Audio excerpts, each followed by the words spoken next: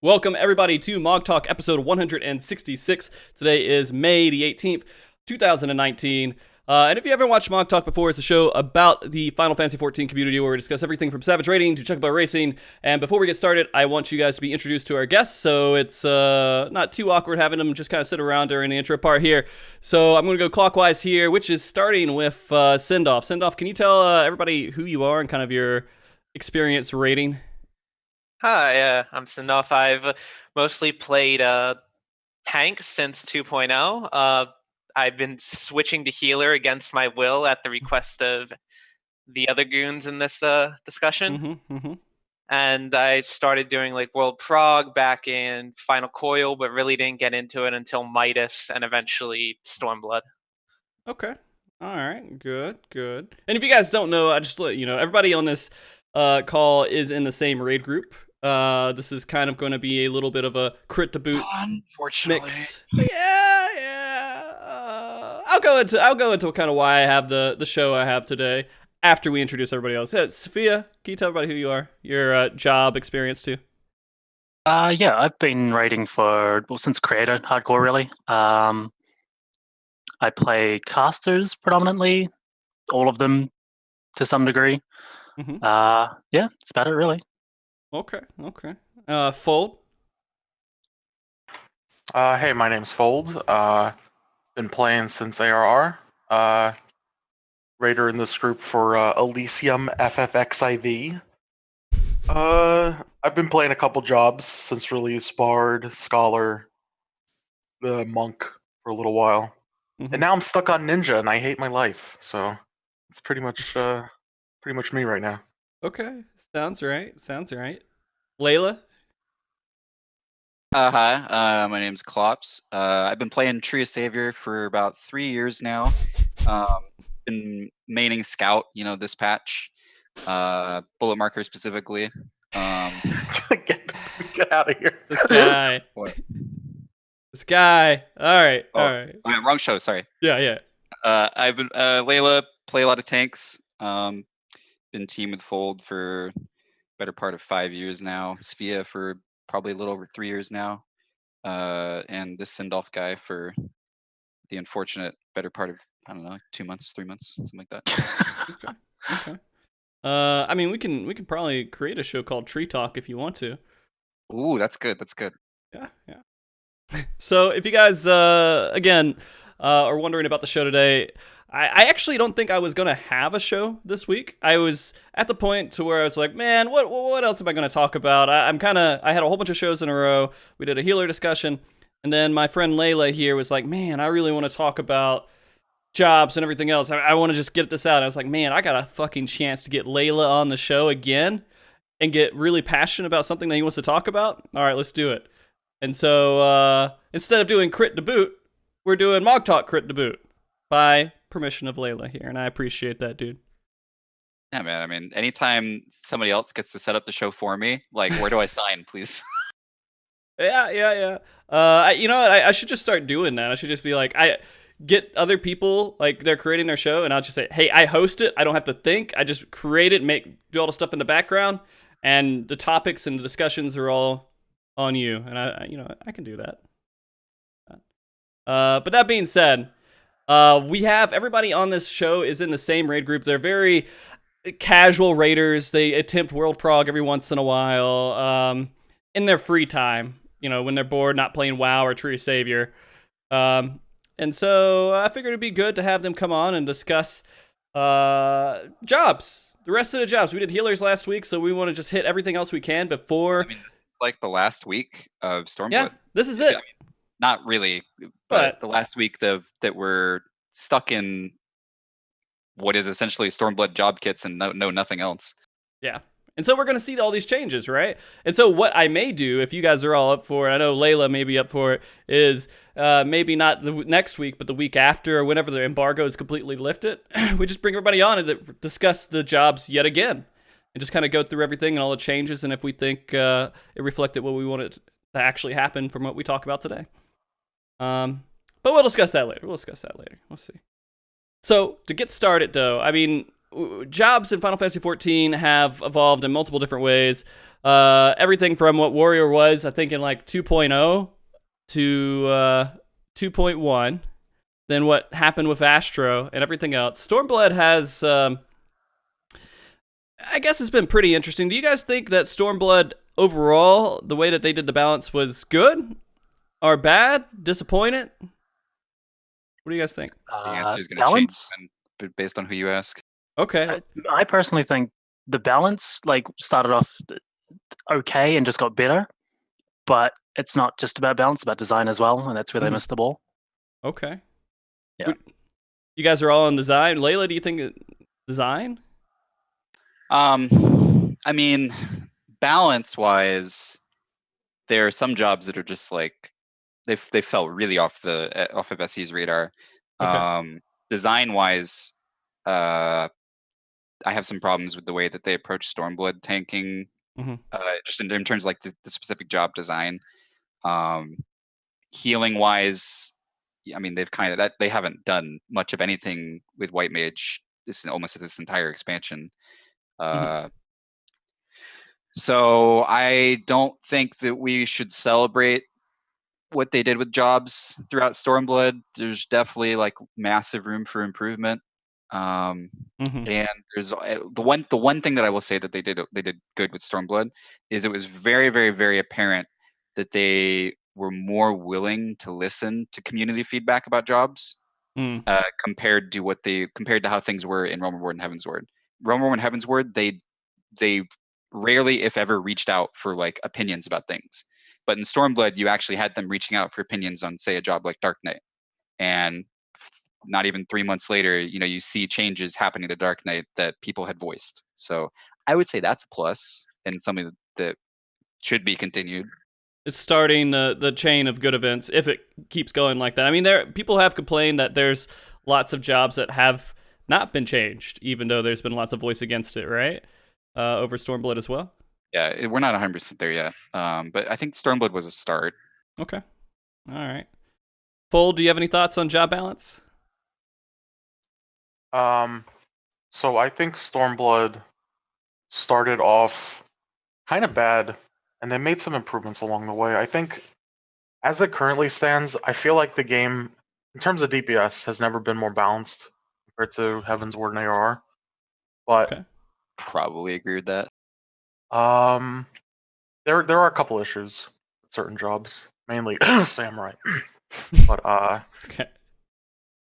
Well, Samurai is a pretty interesting topic, and we'll get into this. We're gonna hit like every single one, kind of one by one, as we go down the list. I figured we'd talk about tanks, and we'll talk about melee, and then we'll start talking about the ranged and so on. But before we do that, let's get Sindalf's thoughts here too on balance. Just finish the beginning question here.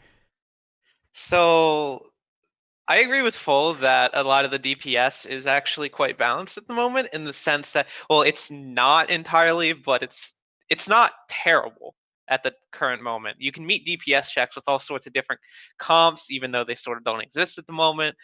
And if you were to ask me what classes do the most damage in like a raid, I actually wouldn't be able to tell you. I don't know.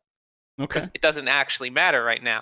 But in terms of like utility and what brings something to the table, in terms of making a job easier or making it easier to clear a raid or doing a specific role or function, not so much. I think that needs a little bit of work.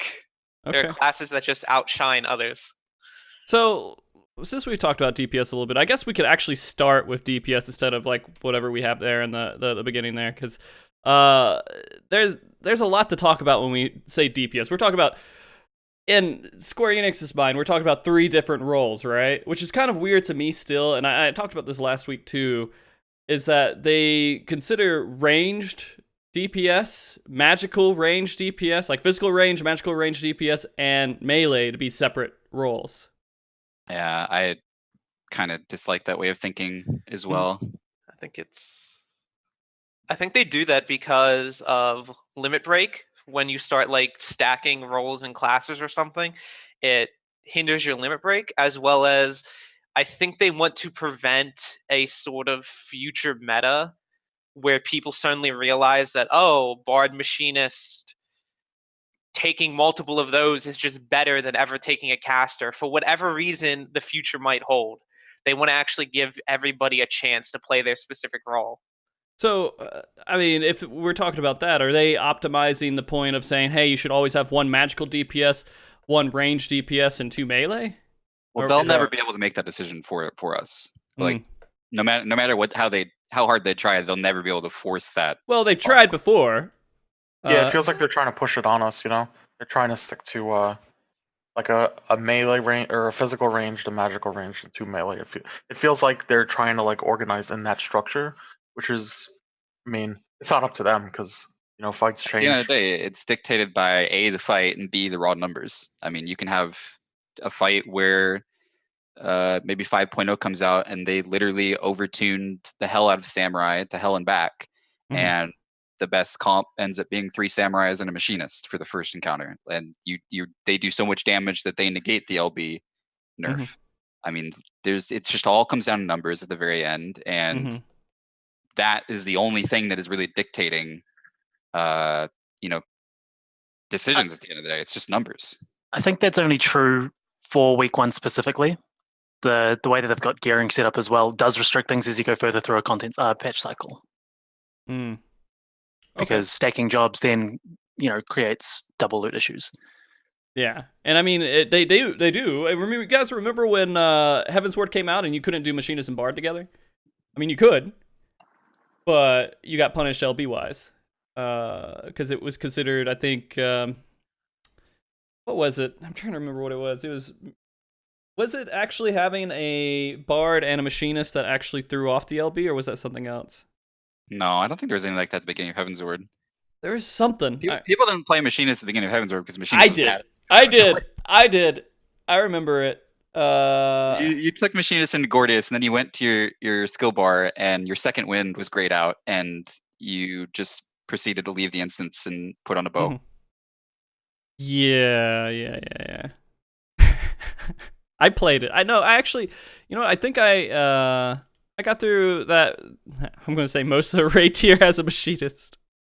No, there was something. All right, I won't get hung up on it. Roxy, but you've always been a contrarian, dude. Like, yeah, I'm sorry. Paladin. It's just what we've come to know. It's fun. It's more enjoyable. I feel like it's more unexplored ground. I could go and try to make it work. I respect. Yeah, eventually you're gonna force that square through that circle, man. And you're just gonna do it.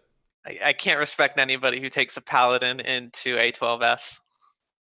Fuck you. Fuck you. Yeah.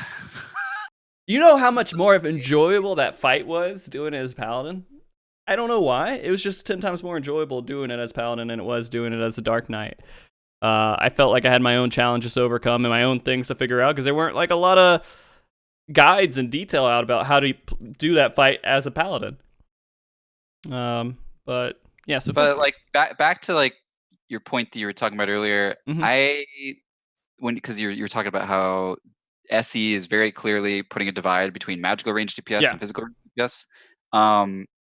To me, it's just kind of a pointless divide. And my opinion of where it's motivated from is strictly gear. It's just strictly a divide that they are putting in place that directs their players because they feel like their players need direction on, if I am this role, I am heading down this pathway of gear that is different than the other range, my other range counterparts pathway of gear.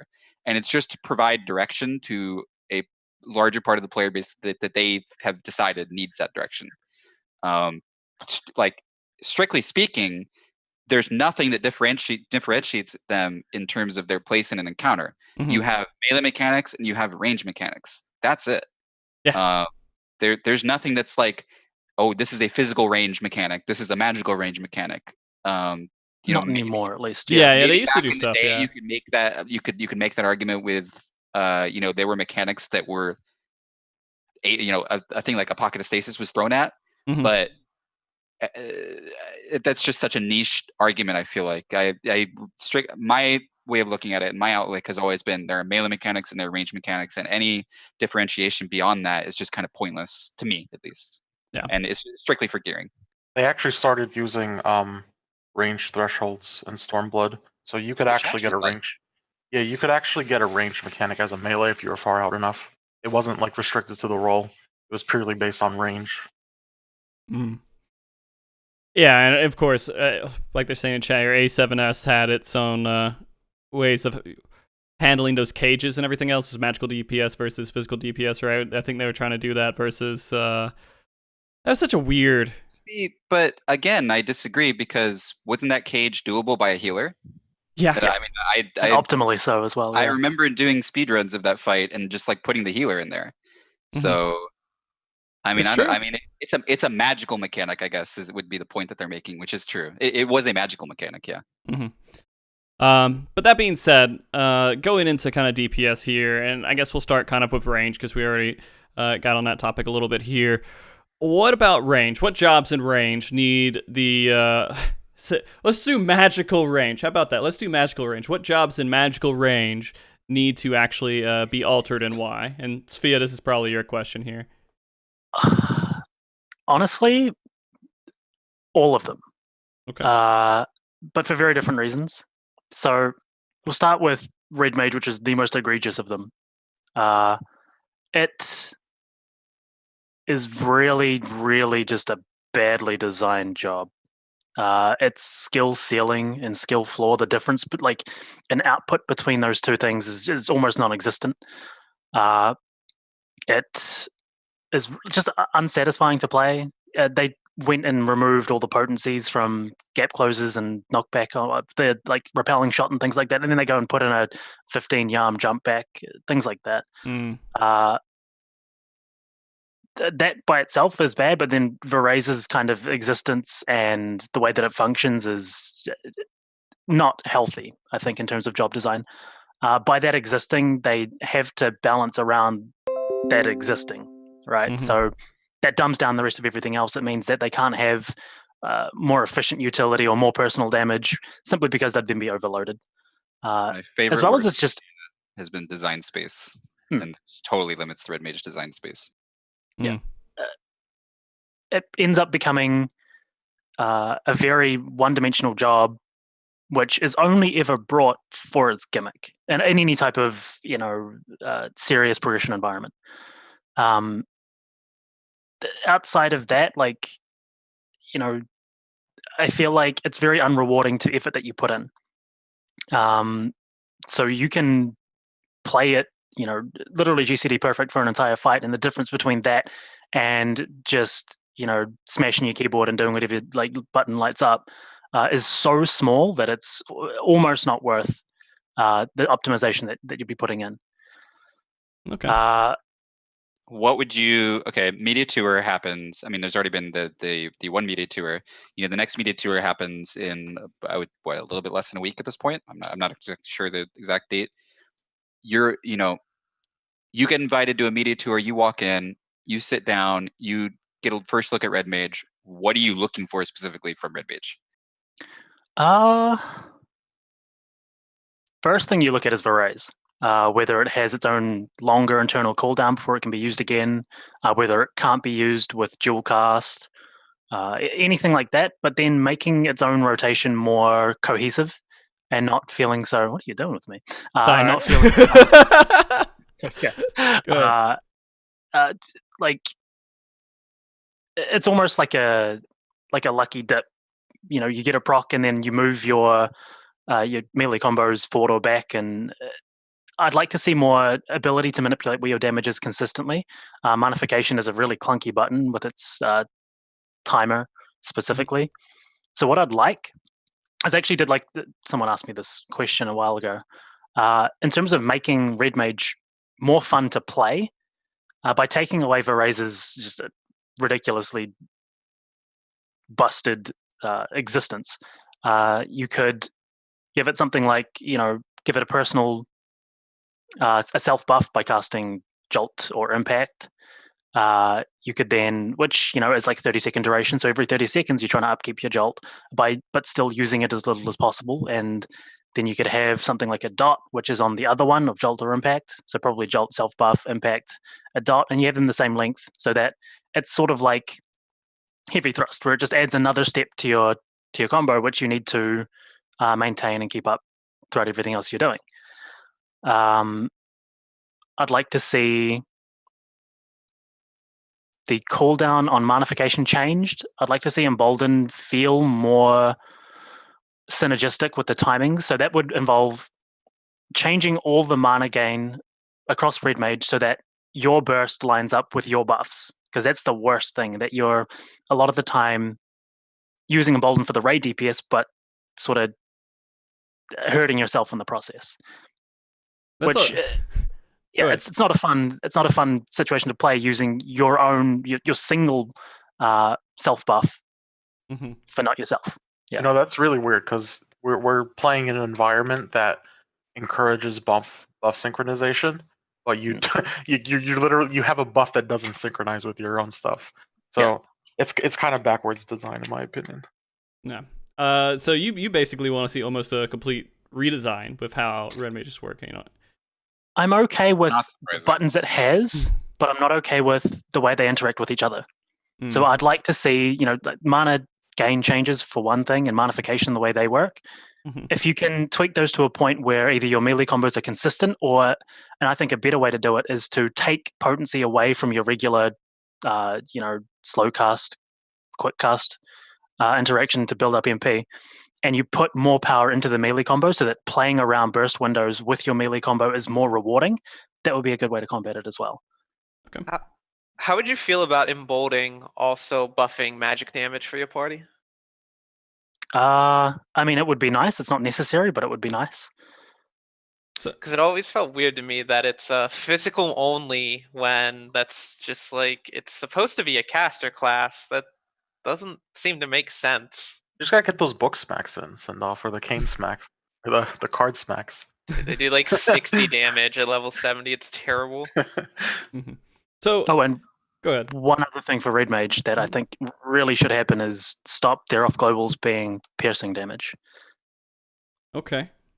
Yeah. So here's another question, kind of going with the range magical situation here. Would you consider Red Mage a support ranged job? No, I'd say it is a caster, but it does what prog casters need to exceptionally well, which is raise people. Okay. So do you think that pretty much we need raises from all the different jobs for them to be viable in prog? No. Or just remove raises completely? Okay, Layla, you got some stuff there. I just go ahead. I think raise on casters either needs to be all of them or none of them, and I would prefer none of them. It really feels like they've thrown so much sort of balancing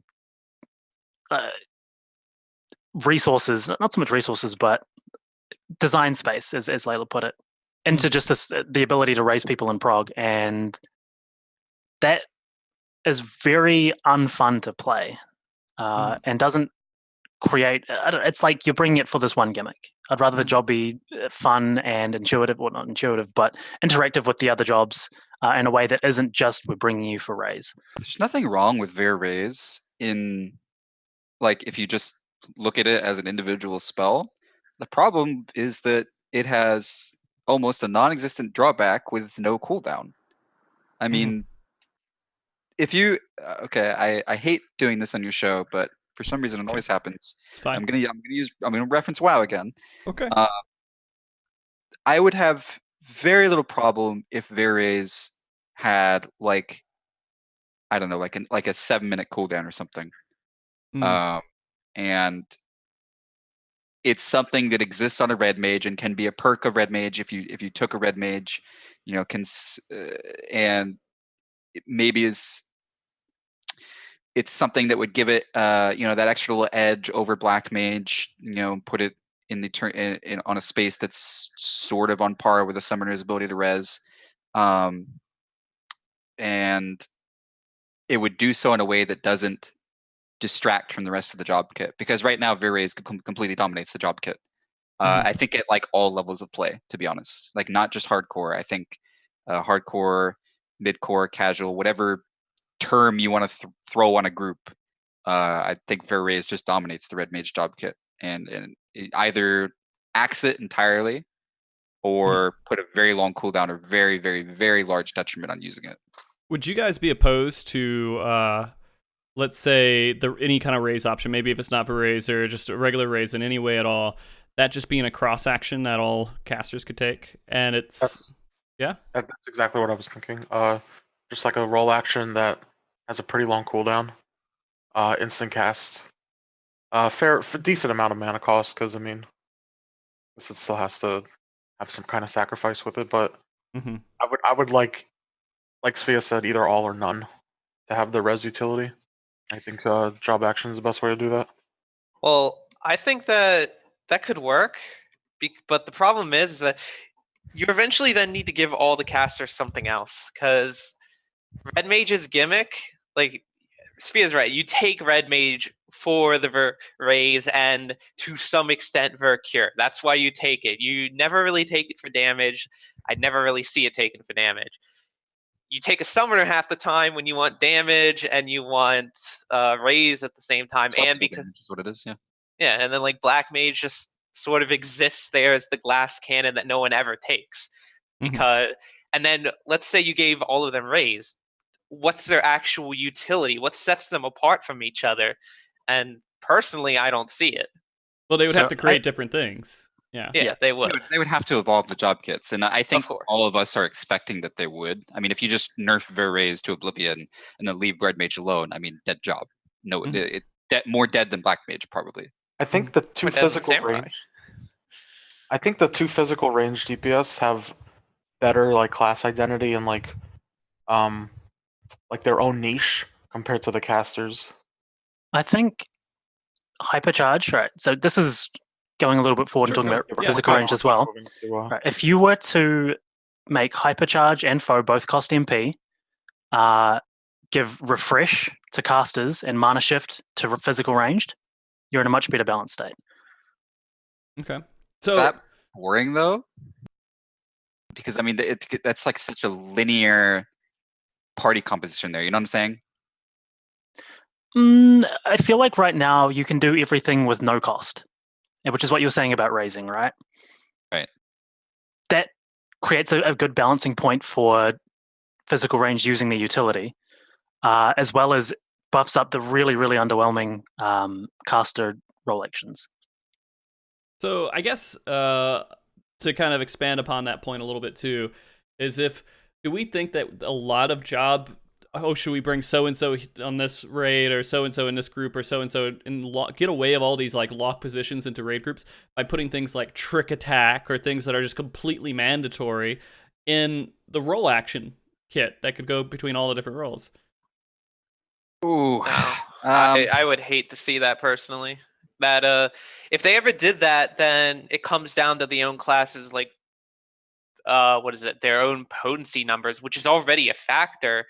But at the end of the day, you take a class based off of their utility and how well they're going to help you clear the raid. Well, they need these things. Well, I mean, I guess to better explain that, they can still have little things that define them and make them better in different ways of utility, but things that are just like breaking, like you have to have this for your... I mean, technically right now you don't have to have any of it, but I mean, to have a good, strong, solid group, you have to have trick attack. You have to have a piercing debuff if you're going to bring some sort of physical range, right? Things like this that kind of kick all the other jobs out of the way. You want to have a reason to bring them in, and so maybe giving everyone that reason to not be kicked out would make them more viable. I think something new on those classes that are just as broken would probably be the solution. Yeah, I agree. Yeah. Like, I think it's a dangerous slope that you start going down when you start homogenizing everything.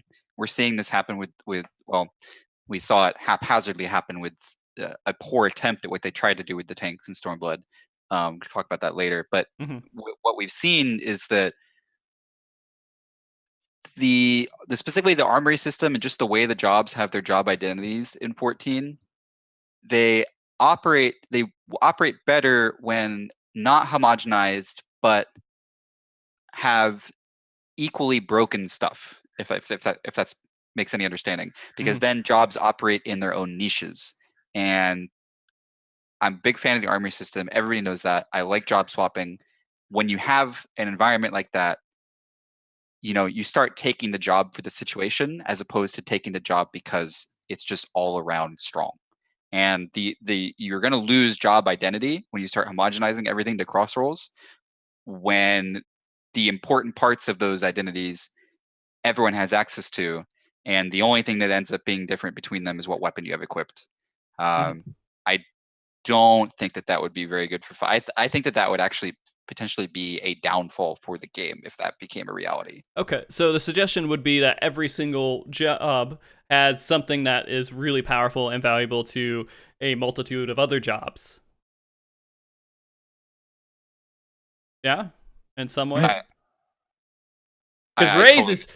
My volume cut out, sorry. No. So basically, every single job should have something that benefits multiple jobs in the group, right? And so, like, if you Raise benefits everybody. There's no one that doesn't get benefited by that, except for good players. I guess good players don't get benefited by Raise, right?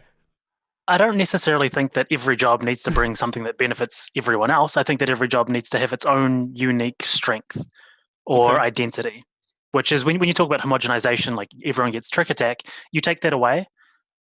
Like that's already happened almost too much, I'd say, with a lot of jobs where you play melee and all of them are kind of, you feel like you're playing the same job outside of a couple of, unique sort of wrinkles to each class. They have the ability, and I think a large part of this is their fight design sort of mentality.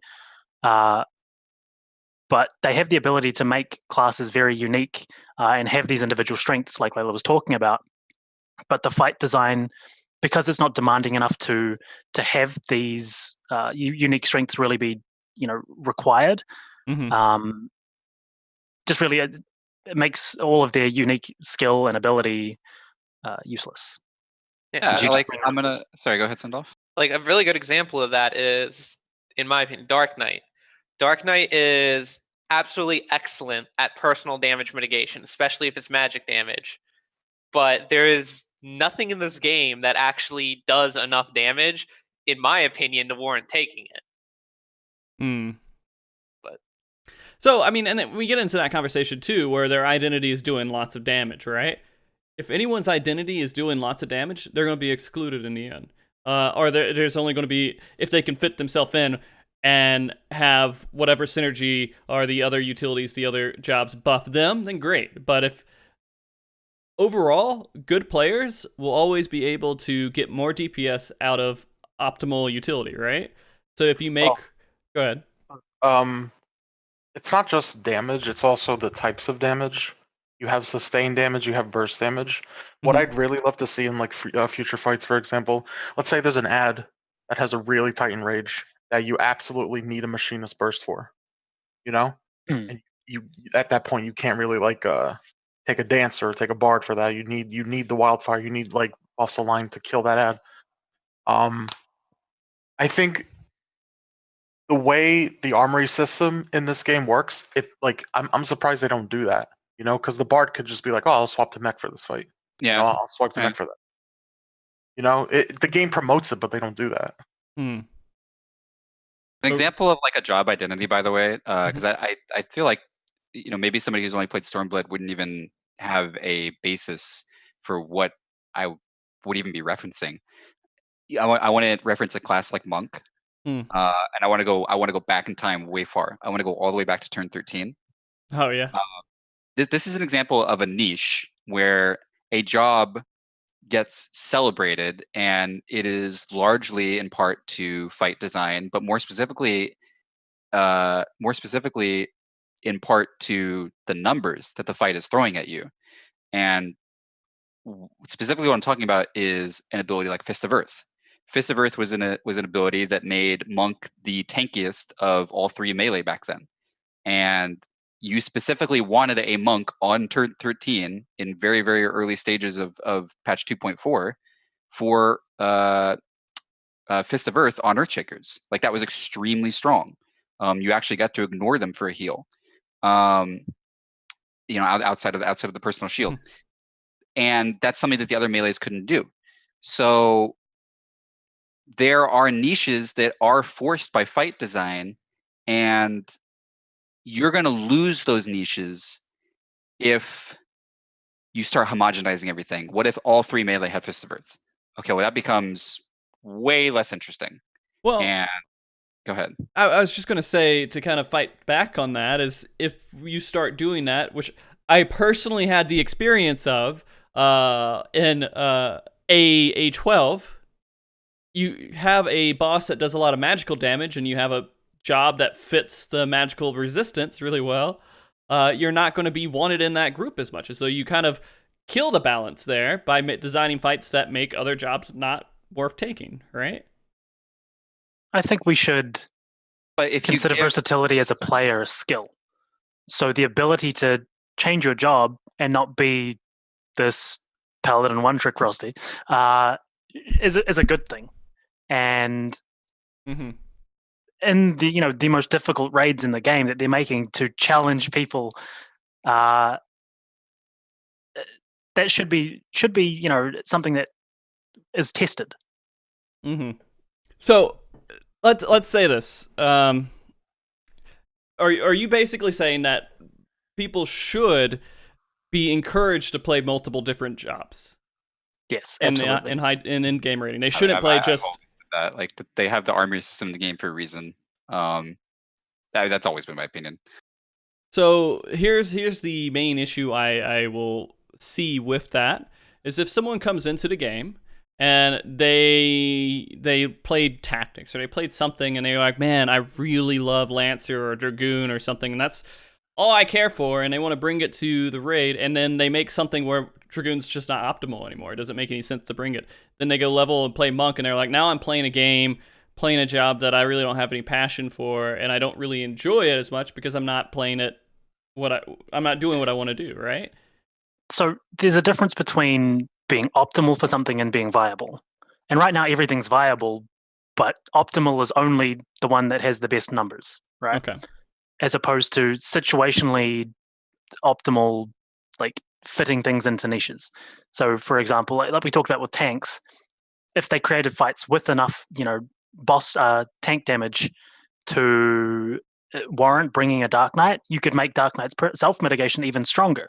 And then, boom, bring this in now. And you would on a fight-by-fight basis. But it doesn't necessarily mean that you can't clear it on other jobs. It just means that you'll have a harder time. So I guess to kind of the point of everything we're saying right now is that we are talking about optimal balance and not viable balance, because the game already has perfect viable balance right now. Everything. Let me make this clear. Everything should be viable, but it's a totally different situation when you're talking about what is optimal, like Sfia is saying, and they've done a good job of that. I think making everything viable throughout Stormblood. I mean, if you look at the ultimates, they're a perfect example. Every single combination of job. Well, I shouldn't say that, but every single job has participated in ultimate kills, and every single job participated in the ultimate kills within probably like the first 2-3 months of the content being out. I think the Black Mages and Samurai kills took a little bit longer for the masses, but they're there, and that's good. But those classes that struggled need a strength somewhere in the encounter design that sort of makes them shine optimally somewhere. Okay. Yeah, So- it's more. Sorry to interrupt. No, go ahead. It's more about efficiency, I think. Yoshida wants every class to be capable of clearing every piece of content in the game, which he does. But it comes down to, let's say, back to my example, let's say like you need that machinist in week 1 prog to kill like an ad, for example. That's not saying you can't do it without a machinist. It would just take a little bit more gear raid-wide to make that check. You know what I'm saying? Or it would mean... Or maybe a committed of an LB there that you normally wouldn't want to commit there. I mean, there are options that you can get through that. There are options. It's an ideal comp. You bring a warrior and a red mage. You can switch things around within your comp to make up for weaknesses elsewhere, but those weaknesses don't really exist right now because they're all so samey. And the content designed doesn't challenge the small strengths they have. So I guess another point of this is that maybe that's one of the reasons why a lot of the fights are easier overall, in the raids recently, besides Ultimate, excluding Ultimate from this, is because you can easily make jobs viable for content that's not as difficult. If they start raising that difficulty level, though, that viable job balance has to be a little bit even more on par, right? And so maybe that's the whole reason why the difficulty never increased throughout this expansion within raids, because then jobs will always be balanced. You can never really say that these jobs aren't viable to take into content, right? Well, where is the difficulty then? Like, if it's a DPS check that's hard, you're going to take the high DPS jobs, obviously.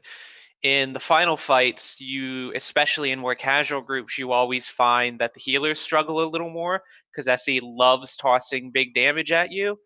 You could also say that a range comp could be a little better in certain cases as well, because it just makes mobility easier.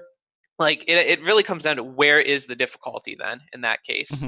Like, I said earlier that I don't like Dark Knight very much, but that's just because there isn't enough single tank damage to make that worth. And SE loves throwing AoE at us, and that wipes the entire raid versus a single person. So I always see the solution as take more raid-wide mitigation, because that just seems to make sense. That makes that easier. But if there was something out there where you could justify taking a different class for certain reasons, then yeah. Like, Mantra is great for that sort of thing too, with buffing things like Adler spread and things like that. So, by the way, everybody, if you're curious, Sindalf is going to be one of the different opinions than everyone else usually on the show here. I was talking to Layla about it, and he was like, yeah, no, me and Sindalf don't agree on shit. I was like, okay. I was like, all right. Sounds great, man. Sounds great. We'll get him on here, and then we'll have some back and forth. He's chronically wrong. You guys are the ones who are wrong. We joke. Oh yeah. I'm just messing with you, dude. But anyways, when going into it, where do you guys want to see?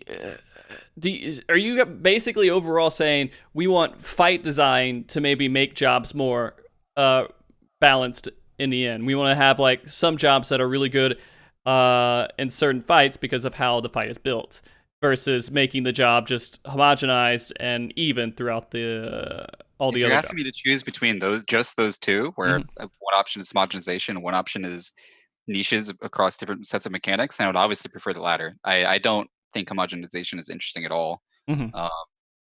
That's just my opinion. Well, I will say, and this is part of the discussion that I think, I can't remember when I had it, but there was a question about job balance, and the biggest thing that Yoshida said about it was that he focuses on job identity before he focuses on job balance. And so for them to balance and make things optimal, he's just looking for people to be able to play jobs and say, hey, I'm playing a red mage, or hey, I'm playing a black mage. Then he goes into how they're balanced afterwards, and sometimes that doesn't always line up the way we want it to. I'd really wonder if when they design fights, do they design it around the current classes that exist, and they think about how somebody could make it past the mechanics they give them, or the healing checks, DPS checks, whatever, versus they make a fight and then just throw the players at it and say they'll figure it out using what they have. Because when you do that, you sort of, when you come up with like your own solutions internally, you kind of have an idea for how it's going to work, what's going to happen, versus you create all these jobs, you design the fight, and then whatever works. You kind of really didn't take the classes into account. That can also be very risky, obviously, in terms of things being unbalanced, but it might make things more interesting. I don't think they take it into account, and a good example of that is cheesing the first phase of final ultimate weapon. What's that phase called? The one with the predation.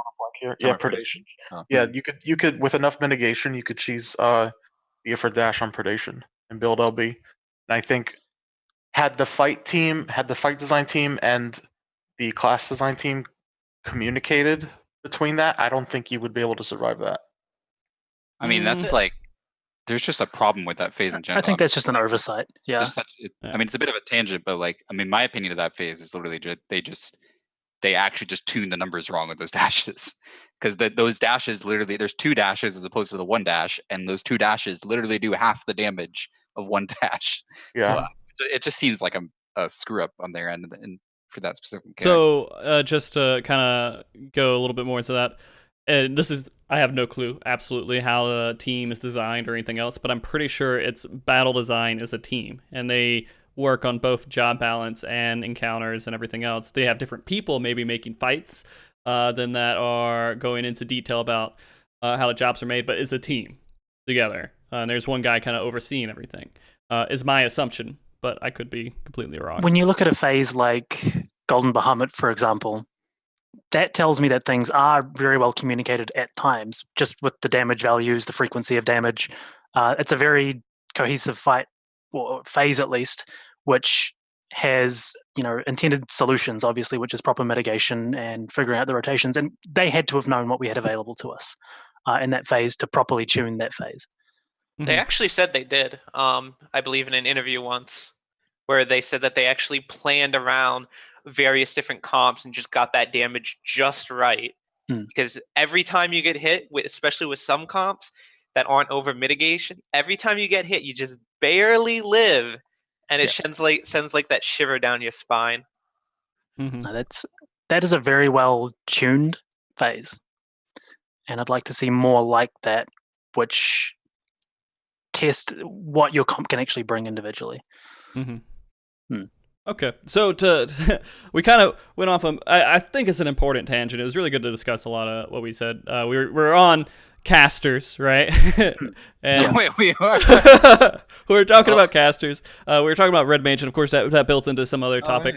But I mean, I felt like it's important to talk about a lot what we just said. So is there anything on casters, Sfia, before we just like say, all right, we can not focus our attention completely on that you want to say? I mean, I'd be curious to know, like, obviously Sfia has a big love for Black Mage. What, I mean, this is just a really simple question, I guess. Like, what are you wanting to see in the next 10 levels for Black Mage? Tear it down and start it again. Why? It's the only job that doesn't sort of exist within the ecosystem of what Final Fantasy combat is. Everything else has the ability, to a degree, to manipulate its damage to put things where they want to be, and they've created this whole, like I said, ecosystem of 1 minute buffs, 90-second buffs, 3-minute buffs, and Black Mage can't do anything about that. And it feels like you're playing a solo game while your team is playing all together, and that is true, because there'll be times where my trick is up and you're like, oh, but I'm in ice. But then sometimes they'll trick and be like, I'm in fire. This is great. Like it feels very variable based on what like the fight is and what you're doing. So if they want to keep it the way that it is, wouldn't that just kind of be dumbing things down? I mean, I just feel like if everything just lined up naturally and well, it depends on the way it plays. Who right? gives a shit? If you can manipulate through like skill or through cooldowns where your damage goes, it would be more fun. I think it would be more interactive and feel better to play within a team. Over your rotation. Yes, because currently it's not even that. I think the biggest problem is that if you don't... Sorry, where was I going with this? I had it all planned out. You distracted me, Layla. Sorry. Layla, you fucked everything up, dude. My bad. Typical. It's okay. It's okay. It'll come back to you. It will. I'll get back to it. Here's a quick question for you, Sfia. Yeah. How much more damage does Black Mage even do over a Summoner and a Red Mage while also losing all of that utility? Right, that's actually what I was going to get at, the amount of damage. Oh, okay. Yeah. So it does a lot more damage, like not including utility, and the utility that the other ones do bring depends on comp. But what I was saying about Black Mage is that for it to exist in the way that it does, where it doesn't, function within the same way that other jobs do, it has to be like fundamentally broken in everything other than 8-man content.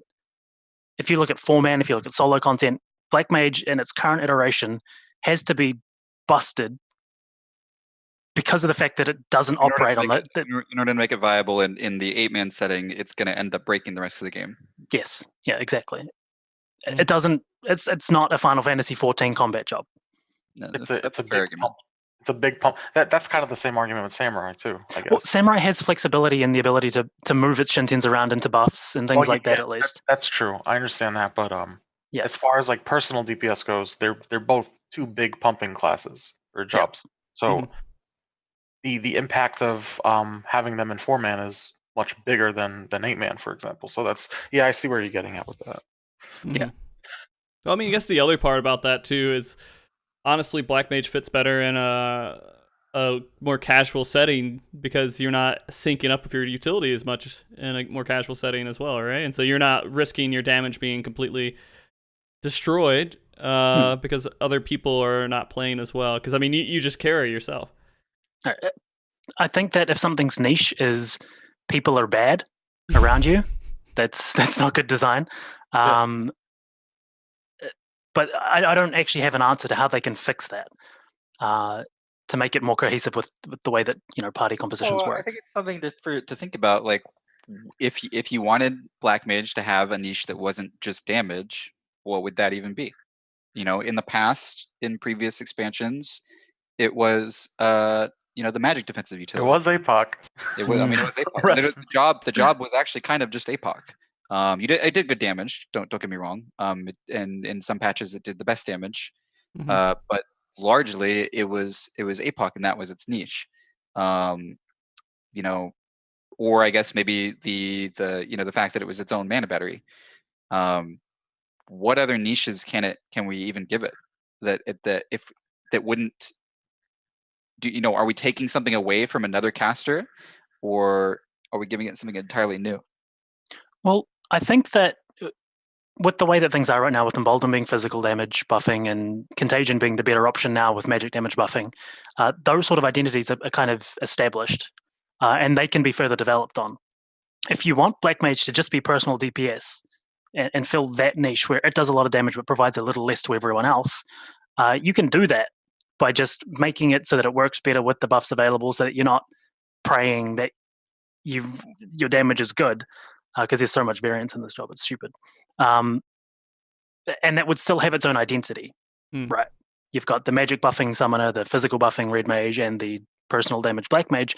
It's just the way that the black mage works isn't cohesive with anything else. Well, I mean, it's also, when we're going to hit 17 jobs next expansion. So you have to make a job cohesive with 17 or 16 other jobs, basically, right? Everything else already is, because they follow those same rules, which is 60-second buffs or 90-second buffs, except for Black Mage, and to a degree Red Mage because of its unpredictability of mana. Okay, so basically homogenizing cooldown timers. Well, yeah, they've done it for everything else.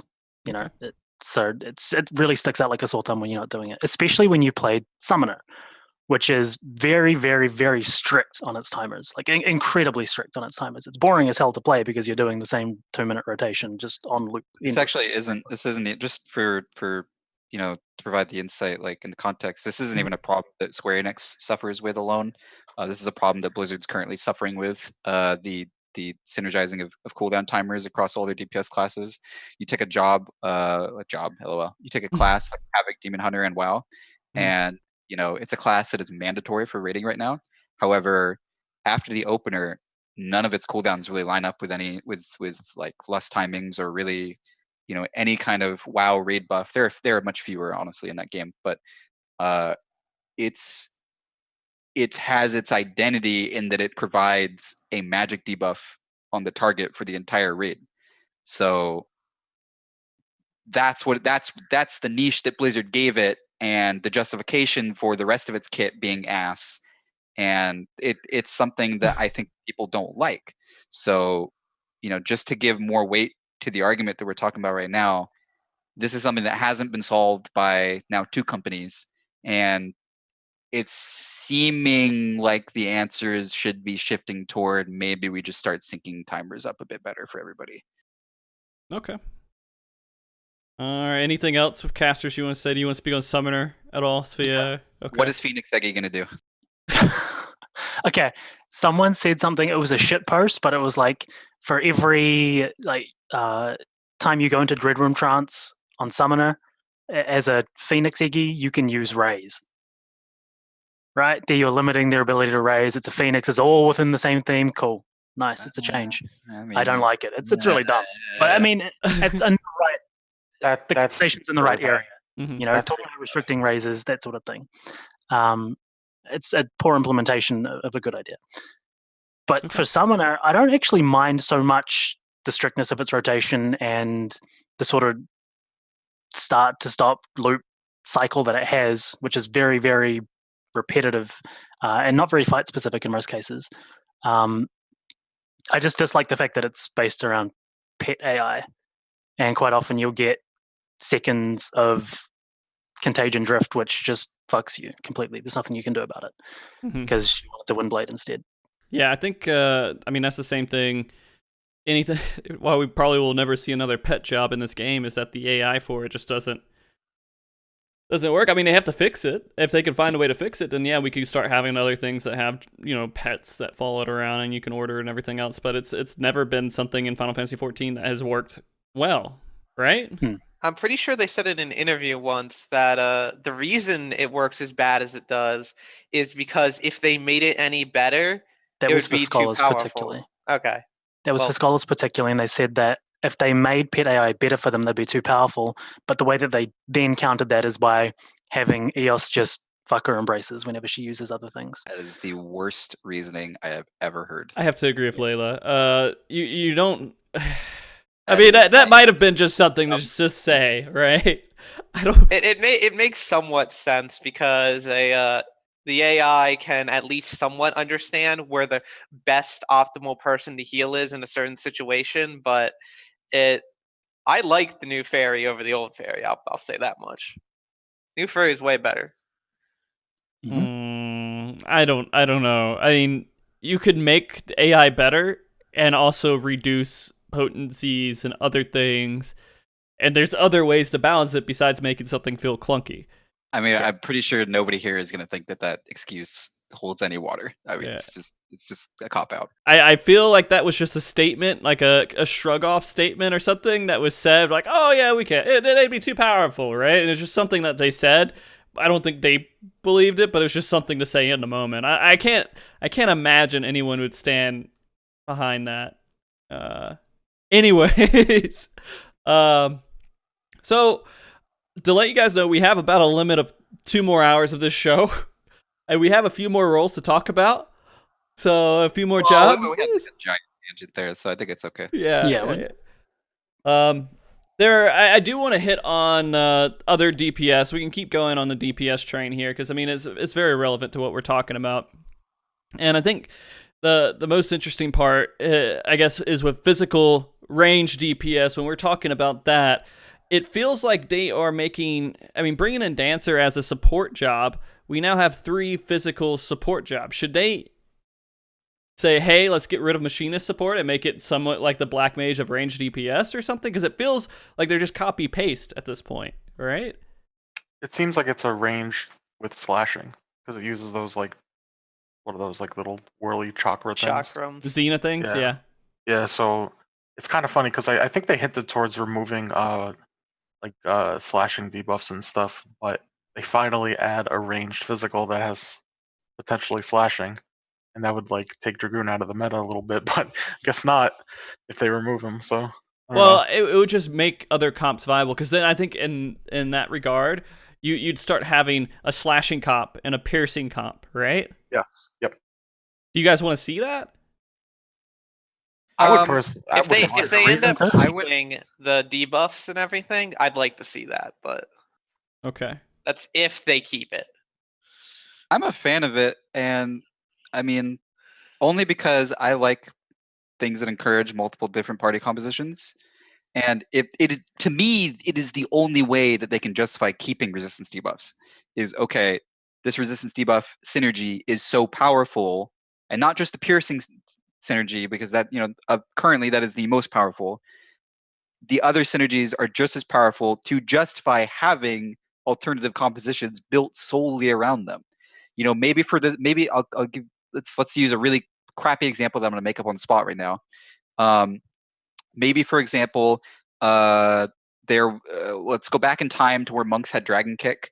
Maybe you really and like delirium didn't exist or something. You go back in time and you really want a dragon kick on this fight, and bringing the monk into your party composition that was sort of built around a dragoon bard core. Now the monk has kind of thrown that off. Okay, well, we know we need the monk dragon kick.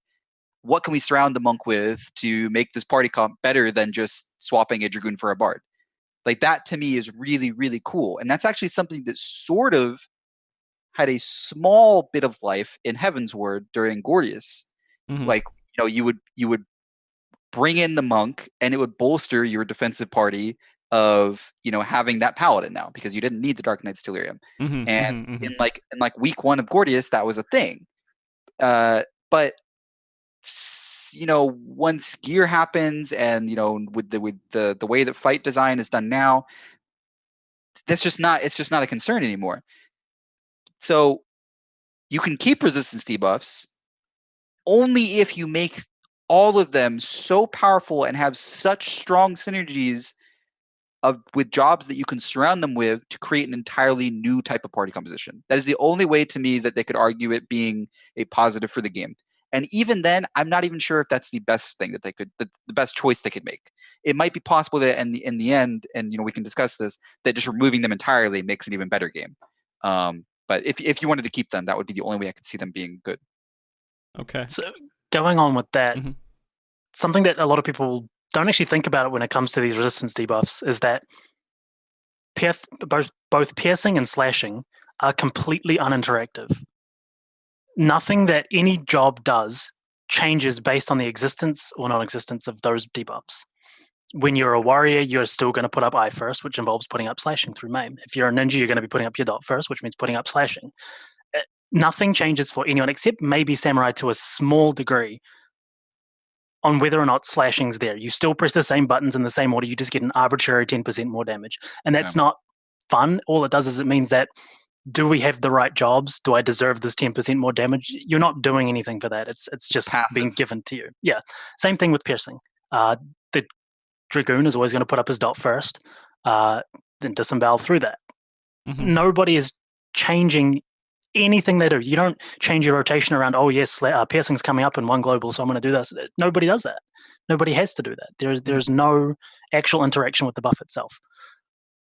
No, and it used to be, right? That used to be a thing where you would go into, I think it was Warrior back in the day, right? They used to lose DPS by putting it on slashing, right? You put Storm's Eye up on the new ad that spawns and things like that, whereas now it's just like you do that naturally because they've moved those debuffs onto abilities that you're going to be using optimally anyway. Fun fact, that's the origin of the Get the Eye meme. Yep. What you guys are just talking about right now. That's meme origins, guys.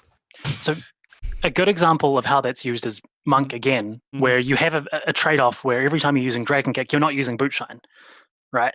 So you're losing DPS personally to put up this thing, which is going to give you more DPS overall, but there's a balance there. And bringing extra monks gives you more Boot Shines, less Dragon Kicks. So it's a benefit for everyone else while changing the way they play. And that's a much healthier approach to it, I think. Okay.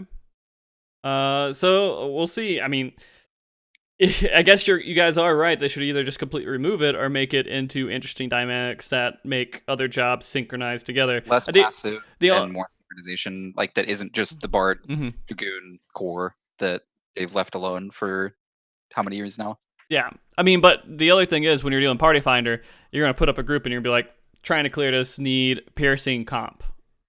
Wanting to clear this with slashing comp, right?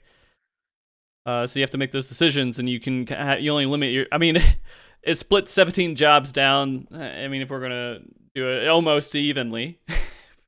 How do you feel about Hear me out. Sure. Machinists use a musket now, and their pellets are round objects. They're blunt. Yeah. Right. So you have blunt objects piercing something. Sure. No, that's not the point. But we're assuming that dancer chakrams are slashing, right? Is that kind of like yeah? Okay. So you'd have your slashing comp for the dancer, potentially. Stupid. you'd have your dragoon for the bard comp, and then you'd have the machinist comp. Three different comps. I mean, I can't hate it. To be honest with you, I wouldn't be upset in the end. I think it would be perfectly fine. It would take some getting used to. Because you are going to be excluded from different party finder groups if you're playing the one job. If we're talking about the one job trick pony person. Yeah, that's true. Yeah. I think things would actually become even more restrictive then, because Depends how powerful they are. If they're like, It if would, they're yeah. really powerful, then it's gonna be even worse than it is Like- now. I think. like the full 10%, that's a little much, I think. Yeah. Well, the point I'm trying to make is they need to do something with blunt, because it's the only resistance down that is like useless unless Give you have another paladins clubs, and Hammer now they're- tank. Yeah, hammer. Yeah, there we go. There has to be a hammer tank. Why not? Geomancer could come in and beat a hammer tank. The right? warrior takes his axe and puts it on his side. I was actually with the very, blunt. very surprised that we didn't get another blunt class in the reveal. But obviously I didn't expect it to come from Dancer. Mhm. Didn't know what to think of Blue Mage when Blue Mage was first being, rumored, making its rounds around the rumor mill. And then Gunbreaker, you just obviously can assume it. You could have assumed it was going to be slashing. Mhm. So I don't know, but specifically for the physical range classes, I mean, is it really the worst thing in the world if Machinist is a blunt class now? Do we even care about damage types? Do we want Mhm. are they just going to be so gone that we're not even going to care? So they did before care about damage types because they had sort of an identity between the two. This is way back when foes still gave magical damage and hypercharge still gave physical. So at that point, you then had, if you were bringing a caster or two casters, the Bard's better. If you're bringing the triple melee or double ranged, the Machinist is better. And they encouraged different compositions. That was a really cool dynamic they had back then, but then they removed it and just standardized the damage to all damage, Mhm. which I think was a bad move. So I guess another question about range here is we kind of know Machinist and Bard and what they bring to the table. How does Dancer have his identity? What's given his besides the resistance? If we ignore resistances, I've been thinking about that a lot, and it's I think Dancer is either going to bring somehow healing. You got that third healer meme going on, or it's going to be a pure damage range. Because when looking at the utility that the other range bring, you have Bard, who brings party utility from the crit buff that it gives you. Remember that this is what they currently bring. Yeah, what they Like, currently bring. Yeah. Mhm. In a week, they may not be bringing these. Yeah, Right. this could all change. At least what they currently bring, assuming they don't change that, like Troubadour is really good. That is one of the only abilities in the game that affects everybody around it for a certain amount of time, and it doesn't require a target, but it has a pretty long cooldown. Then you also have Dismantle, which has a 60-second cooldown. It's basically reprisal. It's really friggin' good, but you sort of have solved in a way those two kinds of utility that it could bring. And Bard also brings Monet, which I think people really, really find underutilized. So what's Dancer going to bring that's going to set it apart from the other two? I can't actually see it off the top of my head. healing Unless is. it brings I'm going to be something like honest healing. with. Yeah, healing is what I think it's going to try to bring in there and support maybe damage shielding or something like that. Or because when you saw the trailer for Dancer, there was a point where it looked like they had green stuff glowing around him, right? It looked like there's some sort of positive healing effect happening. That's why I have to assume it's going to be some sort of support with healing. Hear me out. Okay. Hear me out. 5.0 media tour ends. Live letters coming out next week. They hit next on their slide. Mm-hmm. It's a stat slide. Okay. And in 5.0, we get a new stat called haste. Okay. Okay.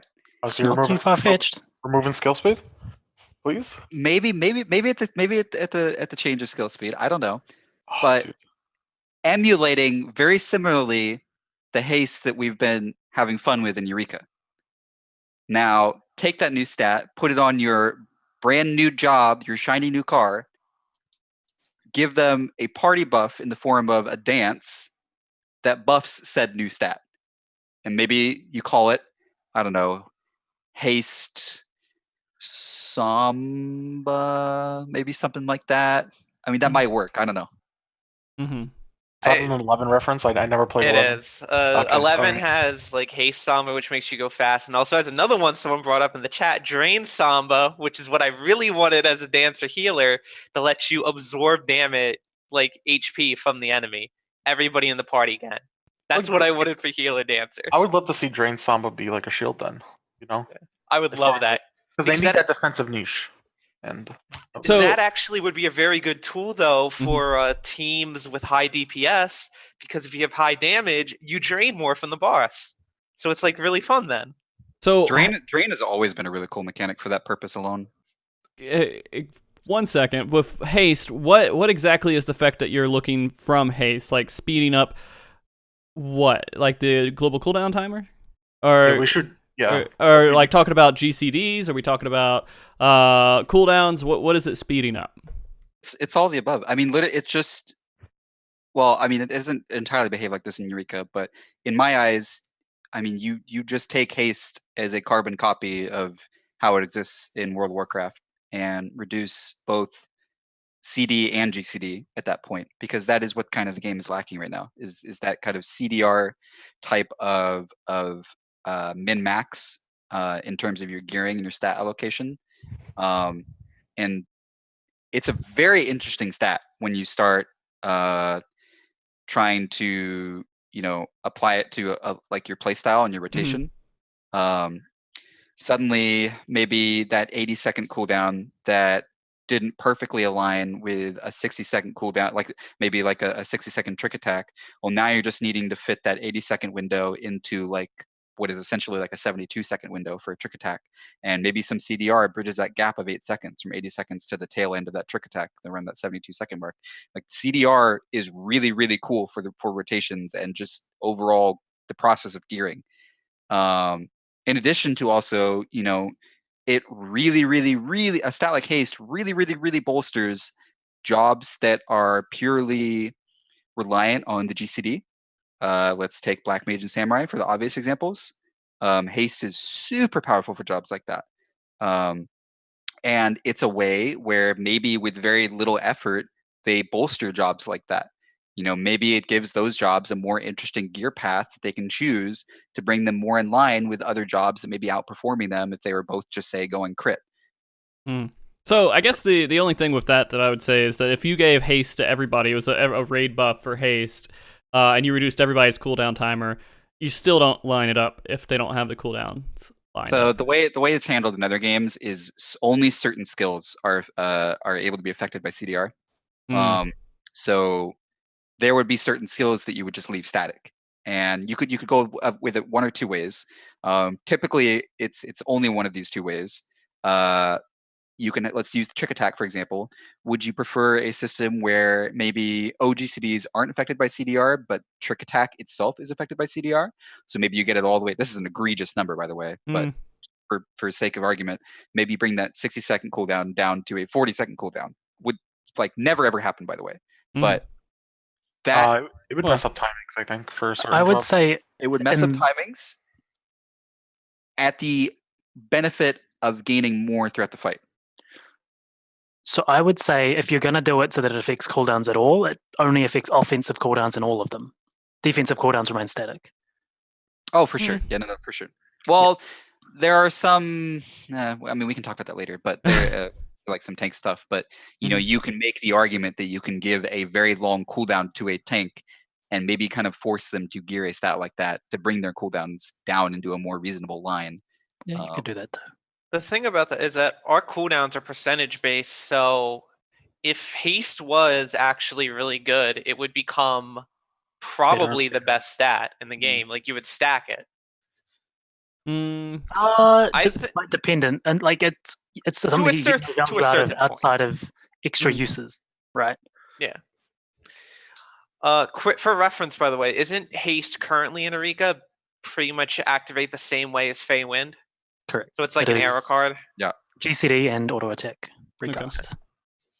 All right. Let's, because we're talking about dance here a good bit, and just we're literally just shooting in the dark for Dancer. We only know so much, but we do know stuff in about. closing on that thought. Sorry Sure, to sure. interject. Go. In closing that thought, Mhm. I think that if you were to sort of implement a CDR sort of environment to 14, it would probably have to not. It would probably have to be on your, things like offensive OGCDs and not impact skills like raid wide buffs or things that you're actually trying to synergize for. Mhm. I think having it affect your kit solo and letting you decide where your OGCs go in relation to your static party members' cooldowns, I think is the better way to go about it. Can you It- real quick for the non like super, I guess the non-real raiders, right? Tell them what CDR is. It's just cooldown reduction. That's all it Okay. stands for. Sorry. Yeah. CDR stands for cooldown reduction. There you go. And haste can double as both an attack speed and GCD speed increase Mhm. and CDR if they so desired it to. Okay. I mean, I feel like CDR has to be an all or nothing thing as far as offensive cooldowns go, because, for example, if CDR only affects trick attack, but my Dream Within a Dream is a static 60 seconds, it's gonna miss a line. Similar to like Machinist too, where their stuff is in a 60-second window. If like their Wildfire, for example, is a static 60, but their Mhm. other stuff isn't, it's gonna miss a line. It's Well, I gonna mean, they mess have to it take up. a lot into account. Like, then they balance out the CDs already, and then they balance out what it would look like if they were reduced, right? And so they have to make sure everything balances in some way. And I feel like it would be a lot of work for the developers to get that kind of synergy between everyone. Or they have a pretty decent synergy, I guess, right now. Besides Black Mage being one of the examples of why not. But they would have to change a lot of stuff to keep that synergy, right? It's a big change. You're right. They would have to change a lot of the game. It's unfortunate that we don't have a new expansion coming up to where they could afford the time to do that. It's a very like weird thing to plan for, because obviously if you have the choice between getting an extra dream Mhm. or synchronizing with a trick, you'd go for the extra dream. It's just more potency. But that's purely based on the fight. It's based on how long the fight goes for. The better kill time you have, obviously the less cast you'll have, Mhm. and the better the fight time, actually the less effective CDR would be then. Right? Okay. Is that right? CDR would be you stack it until you get an extra usage and then stop. Yeah. There So would I be mean, it would all be dependent on every single kill time. yeah. Okay. So going into the stuff we know about right now with Machinist and Bard, I mean, are there what pieces of those two jobs do we need to see change going into Shadowbringers? Like, do we need to completely rework them, or is there only like a handful of things that need to change? For Bard and Machinist specifically? Yeah, Bard and Machinist specifically. I mean, Machinist obviously needs a ton of love. Needs I to don't not be know. tested on a zero ping environment. I want Yeah, to see something with Machinists where they get so much of something. Machinist is very ping reliant. I want to see something where they gain something other than Dismantle. Like, it's really good, but it's just not enough over the Bard. Like, when you do use it and make use of it, it's so good, but in Bard like a beats them in, blind environment, Bard is just extremely good. Bard beats them in utility. I think they need more than Dismantle. Yeah. As far as damage goes, I think Machines definitely needs some love in that department. The damage. Yeah, go ahead. Sorry. I like the identity that the two classes have. One is a dot. One excels at multi-dot fights. The other doesn't have dots. It focuses more on the burst potential. So you think of a fight like UCOB, where Bahamut's down like every 30 seconds. He's only down for 30 seconds, and then he's like up for a minute. That's a really good Machinist fight. You have a lot of burst windows there. Compare that to Ads phase and Bahamut. Ads phase and Bahamut, where Bard excels at that. So they have their own two distinctive identities. I actually kind of agree. Yeah, like the identity-wise, they're in pretty good spot. I just think that one identity is way overtuned compared to the other. Okay. I actually don't think that the tuning is too far off. I just think that Machinist is not enjoyable to play because of the fact that it was designed around playing on literally zero ping. And so much of its execution becomes reliant on things out of your control. Is that because of rapid fire? Rapid fire is it turns your next 3 GCDs into 1.5. Is it? You think it's because of that? I think it's because of the overheat tick with flamethrower, right? I'm not a machinist main, but I'm pretty sure it's that. See Zep just like going off in chat here. Like everyone's here like, oh, Machinist is great. Oh, Machinist isn't tuned right. It's just like back and forth completely. I didn't know it was such a polarizing job.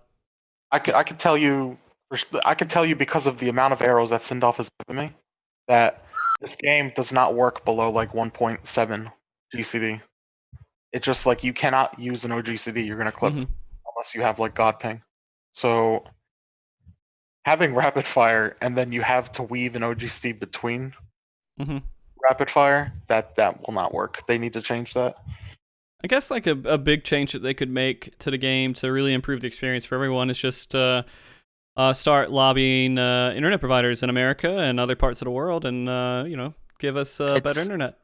It's the way that off-global cooldowns are coded, and that the animation lockout is done at the end.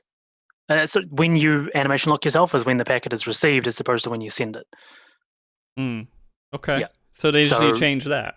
It accentuates bad ping by making bad ping even worse ping, effectively, by animation locking you for longer. So if they made it so that you were client-side animation locked, while that could be a lot, abused and exploited by some people who do that stuff, it would make the game a lot more enjoyable for anyone who's not playing on sub 50 ping. Okay. I mean, and that's the idea. I think a lot of development has to... They've said this before, way back in the day. Someone said that the game was designed to work in 200 MSS or 200 MS or something like that. It's a loose definition of work, by the way. Yeah. So here's the thing. It needs to take into account the world's current, internet state, right? And so the majority of people playing should have a good experience. And I feel that's not always the case for everything. They do a pretty good job with a lot of other cases in the game. Just it's very clear when they don't. If that makes any sense. I don't know. So overall, besides machine, you guys think Bard's great, right? Well, I mean, I'm somebody who's only been playing Bard for like the later half of 4.4 and beyond. I like it a lot. I think that its identity has been good in terms of I'm working in an encounter. I think that I can pinpoint mechanics and go, okay, Bard is very strong at this mechanic. Bard is very strong at this phase. I can do that on a minor scale with Machinist, but because of the Machinist output, whether that is by tuning or by ability to actually do the output properly, obviously, in my opinion, I think it's obviously both. But I don't think you change Bard's identity, with the exception of it shouldn't be outputting what it is compared to what Machinist is outputting. I do think Machinist is the outlier here in the tandem of Bard Machinist rather than Bard being the problem. Machinist needs, I think, something given to its kit that bolsters its performance in a raid environment in terms of I think Momo made a good point earlier that should definitely be stated. Dismantle is great if you have a target. Troubadour is great even if you don't have a target. That is such a big factor in terms of the difference between the two jobs. One that can honestly kill a job for a phase or potentially an entire fight. Well, do you think to compensate for the fact that it has to be on a target, do you think it should be reworked or buffed? I think it just have something else in addition to it. If they made it so that bosses weren't using 7 instances of themselves to do damage, Dismantle would be better than it is. But there's a lot of things that can't be dismantled because the damage comes from something else. Yes.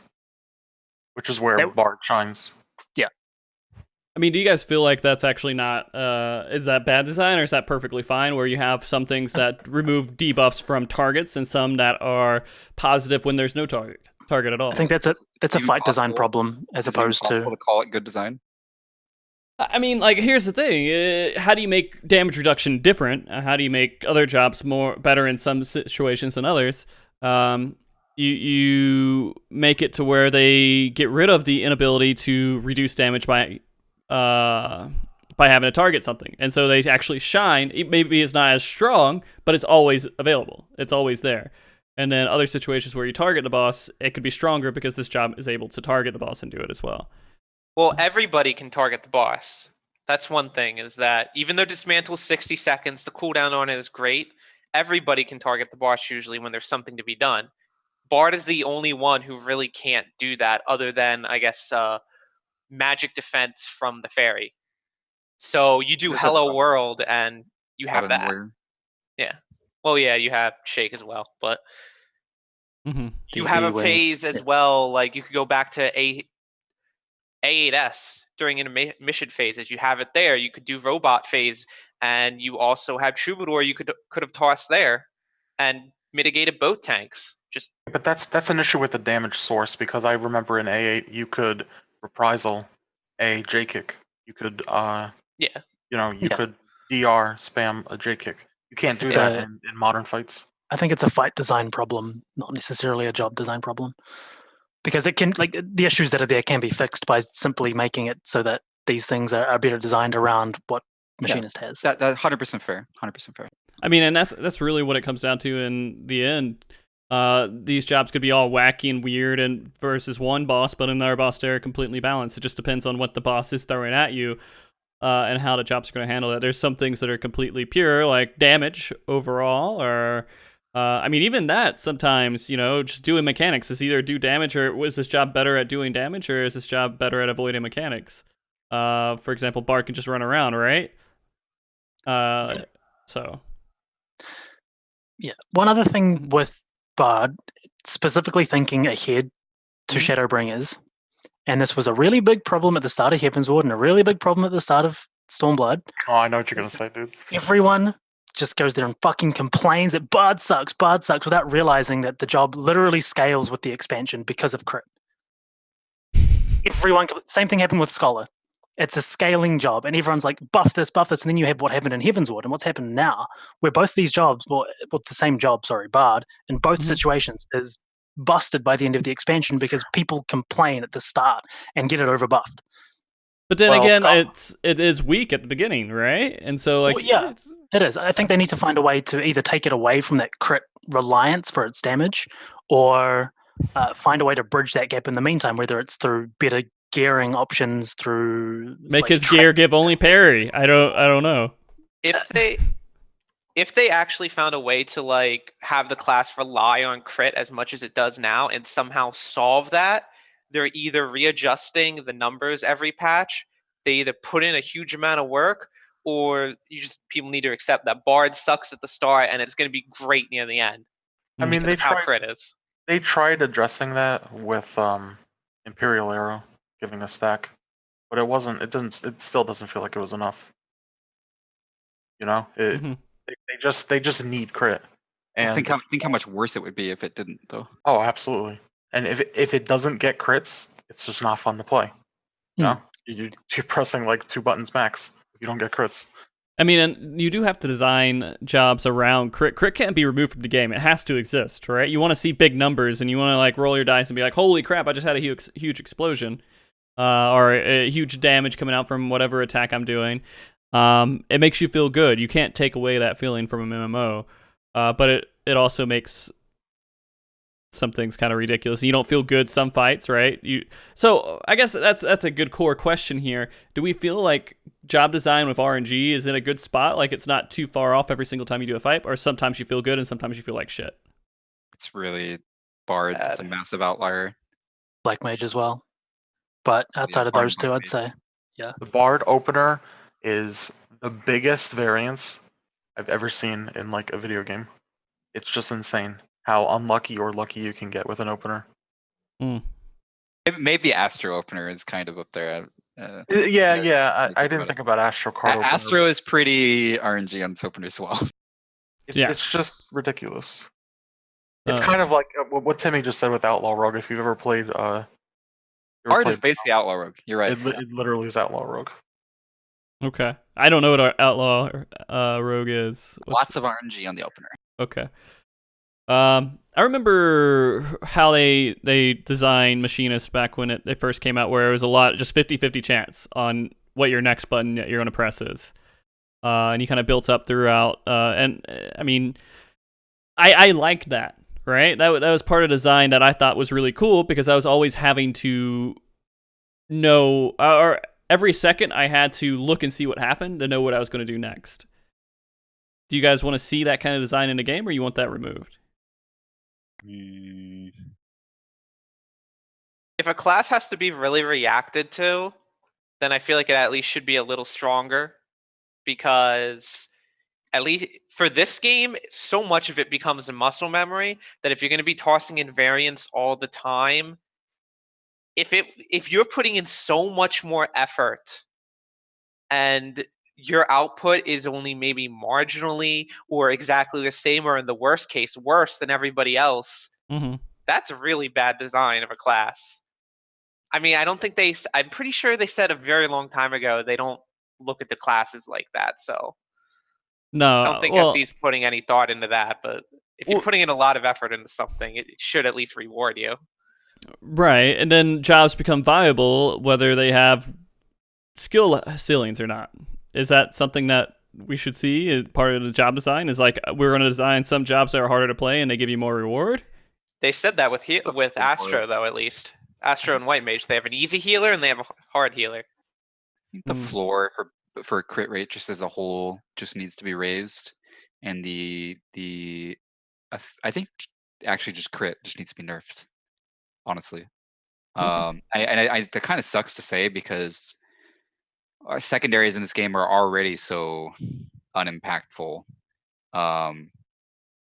But if you take a class like Bard, raise the floor and lower the effect that each point of crit is giving that class, I mean, it lowers the variance across the board for jobs, and it makes Bard a bit more consistent to play, and specifically more consistent to play at the beginning half of an expansion. It just kind of sucks that that's my band-aid for it, because I'd like to live in a world where our secondaries are performing even more than they are right now, because they're kind of unimpactful at times. The fact that we stack crit, it feels like an injustice to the system itself for like the stat system, just because very rare, like people like they stack crit and then they go for their secondary, but it's always crit. I mean, people have been asking us for years, but we want like variety, or to think about it a little more. Maybe, I don't know, buff tenacity as well. Do that. Okay. So to go a little bit into the transition to melee from Bard here, Bard is definitely one of the jobs that rely on a Dragoon to be in the party, basically, right? You don't. It doesn't make sense not to have a Dragoon in a party with a Bard. It's always a game of numbers, Frosty. Always a game of numbers. We have no idea how broken some other melee is going to be. Right. Well, currently it's like that. Sure, I would say that's a fair assessment. Okay.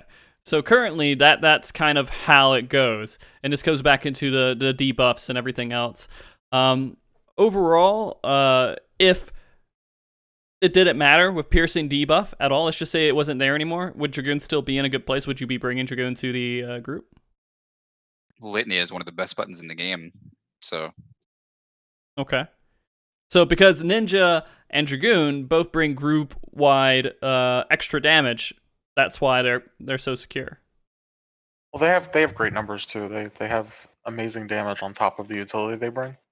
I think that's a big plus. I mean, they bring 3 different things. They bring piercing, they bring eye, and they bring and litany on top of the damage they bring. So, I mean, it's a meta job for him. They also bring a thing that you can't quantify as a stat in terms of much of their damage can be bursted, which in previous years, specifically on fights that have a lot of like ads, was always a really desirable aspect of a job. So Sorry, I just had a flashback of A2. Yeah, A2 is an okay example. I was specifically even thinking of Turn 7 Savage. I think was the biggest one in my memory. Oh yeah, man, we haven't had anything like Turn 7 with the ads in quite a while. Or you have like something tethered to you and you have someone managing that ad running around. Man, that was such a good fight. Or I felt it was. It was a really good fight. Yeah. Oh god, I mean, in the end, I want to see more creative fights. Now that I'm on that small tangent there, I would love to see more Let's hear the rant. creative aspects here when we actually go into a fight and we see, hey, I haven't seen this before. Hey, this is actually kind of interesting. Hey, now I need to learn how this mechanic works, and this isn't something I would expect, right? It's not something that I just throw out there. And Final Fantasy was so good at doing that. I felt like it was pretty good at doing that. And then we're getting to this point where maybe I feel like they're kind of running out of ideas. I feel like Stormblood, in some ways, was a hard reset for them after Heaven's War, just because Gordius and Midas, as amazing as I think Midas was, I feel like SE thinks that those two tiers like destroyed the rating community, so they upped their like advertisement for Stormblood and they did like a hard reset of the game. Mm-hmm. So now we're seeing a lot of repeat mechanics in a way, because you can almost look at anything and say, "Oh, I've done this in another fight," except for a fight like, well, even Hello World, I'd say you've seen that in another fight, Defamation from Creator. They have some pretty good advertisement going for Shadowbringers right now. Like you go and watch a movie, you might see Shadowbringers for the movie. I actually think this expansion particularly has Season 8 Game of Thrones syndrome, which is it's all about the visual spectacle as opposed to the actual journey that it takes you on. They care about intermission cutscenes, they care about the visual appearance of things so much more than the actual gameplay itself in these fights. They've gone for Neo X-Death. The most development that went into that was him busting his way out of the like void, and then they did give you half a fight for the last boss. Yeah, it's kind of how it feels to me, at least. I will say visually, I mean, I could never complain about visually what's going on in this game. I mean, there's clipping. Looks and sounds amazing. All right, there's little clipping issues here and there, but overall, like the fight designs, they look pretty cool. They look enjoyable to do. It really does come down to mechanics and everything else. So what you're saying is next expansion we're getting a Star Wars tier. A Star Wars tier.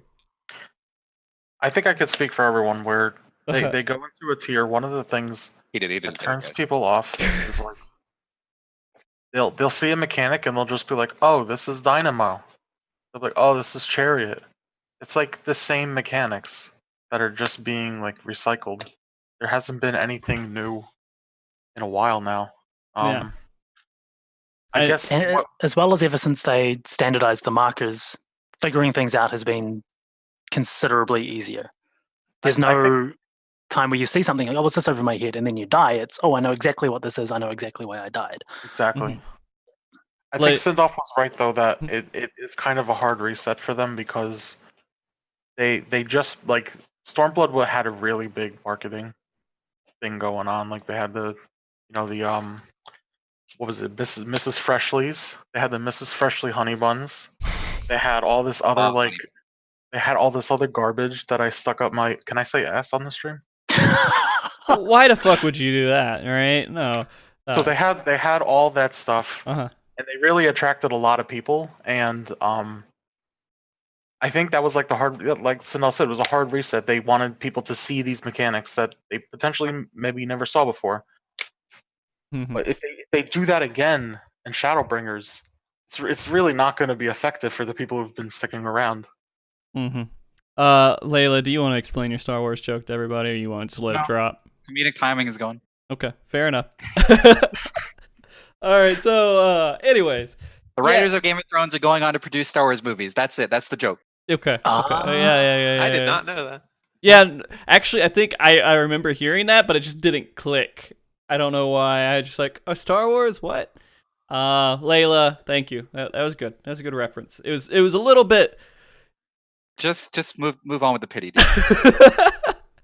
So going into the next expansion, seeing these different mechanics, maybe even seeing how mechanics work with jobs would be interesting to see.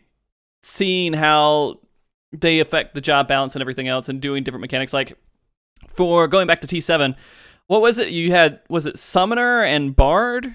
Were those the two that always got the ads? I can't remember. For what? T7. Hiding the Renaults was it's Summoner or Bard job typically, yeah. Scholar if your group was a G, dude.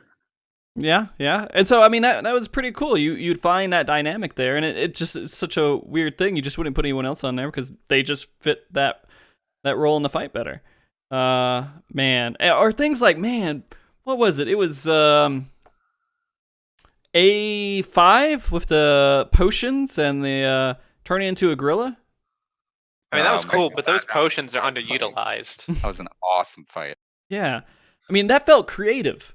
And I just want to see more creative fights. And it's hard because we may be asking a lot of them to do that because I don't know how difficult it really is to create these fights. I never used a program to use to create Final Fantasy 14.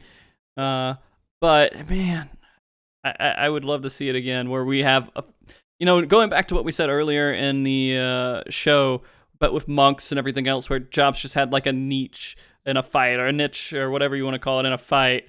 I'm standing behind that a little bit more than I was earlier. So I just want to see, I don't care if I have to play a different job. I just want to see a fight that feels cool, feels interesting. But going back to Melee, sorry. Going back to Melee here, we're talking about Dragoons, and we're talking about how they affected Bards going into all these fights and everything else, and how they kind of stand alone, even if they didn't have that piercing debuff. I mean, what can we change right now to make Samurai? It does really big damage, but it doesn't really bring a lot to the raid group, right?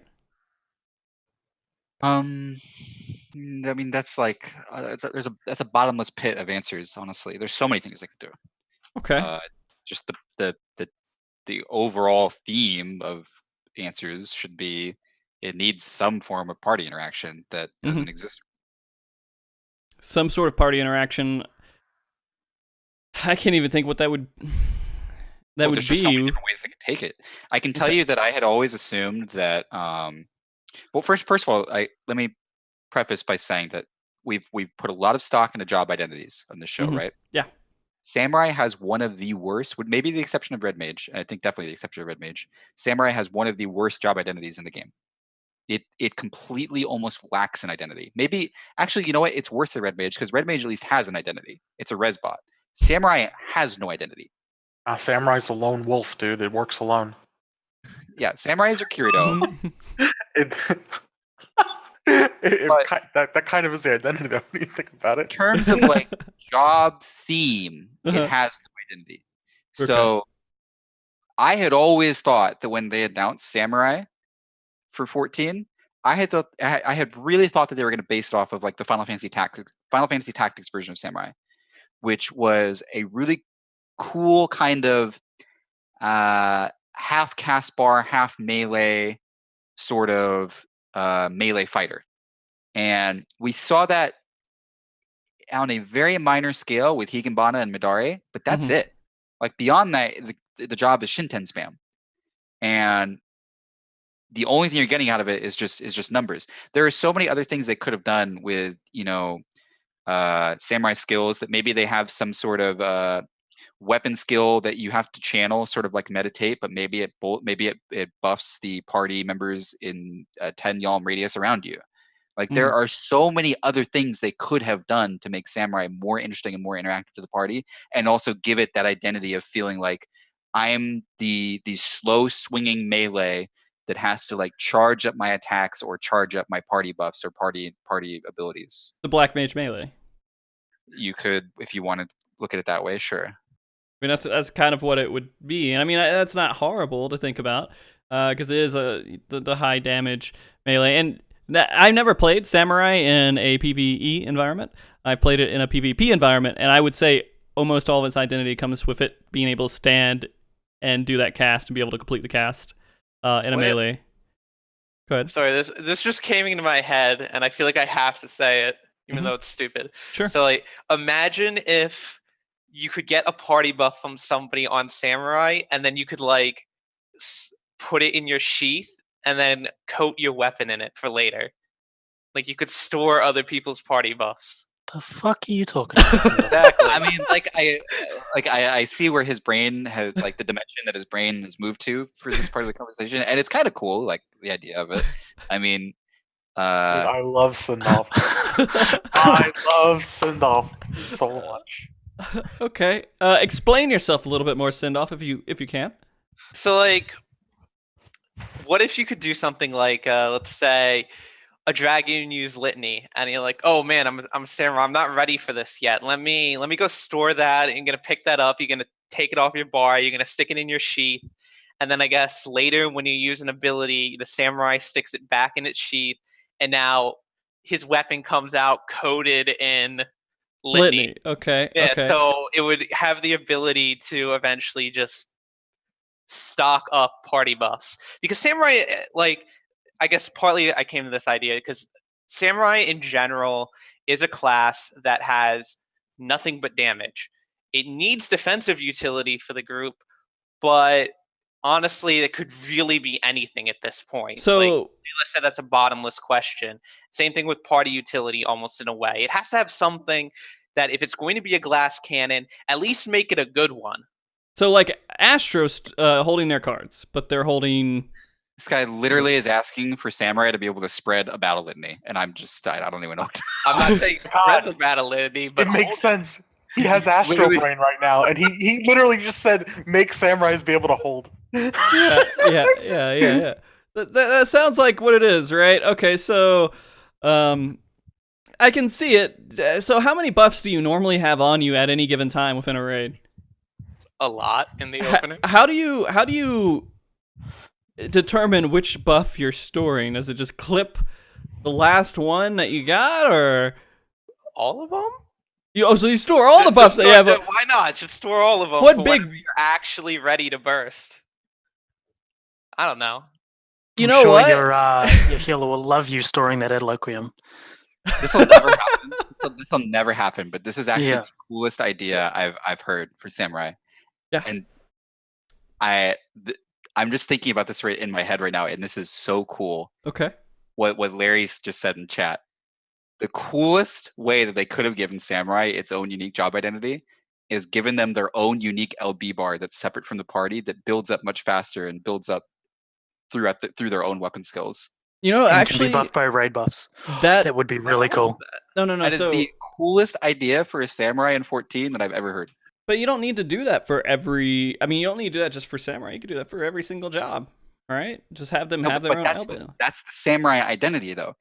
Is And that LB? also relates it to the Final Fantasy 11 version of samurai, which was literally, you could maybe view Final Fantasy 11 limit breaks as being their weapon skills. Different system. If you haven't played 11, you won't know what I'm talking about. But samurai spammed weapon skills in that game, whereas the other jobs had to slowly build up over time. And that gives it that identity back. Okay. Oh, they could bring skill chains to 14 with samurai. Solo skill could. chain buff the Could be black mage. solo skill chains, and then maybe some sort of party interaction off. Here's our party interaction. Your party is weapon skilling off of whatever the samurai puts up. This is actually really cool, and I actually want to run with this for like 3 more hours. Can we just like extend the show? Yeah, I can quit my job. Yeah. Yeah. That would actually be a really good idea because, all right, so when everyone thinks like, how could this job be better, they immediately jump towards buffs. Mhm. Party Like, buffs. Shin 10 potency by 20. And it's very well, not just like personal buffs, but like it has to be like a party buff, and that really, like the whole homogenization issue right now that we've been talking about for like 2 hours now. Mhm. Isn't if every class has a buff, isn't it just homogenized then at that Yeah. point?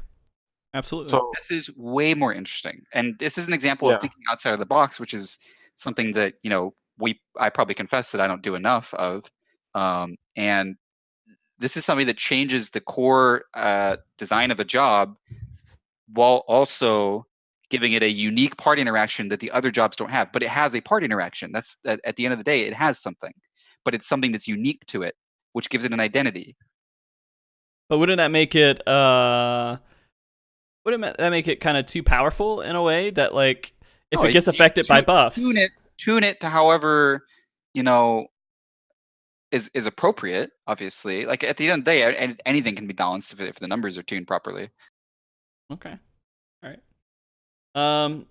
So that being said, let's talk about some of the other melees here too. We want to talk about sorry, I'm quickly going off of that because I feel like we could talk about samurai, like you said, for another 3 hours, just because it's the big dirty stain in the underwear for melee, right? It's like the embarrassing thing. It's the thing that we can work on, we can fix. I was trying to think of a really bad example, and I think I did a good job.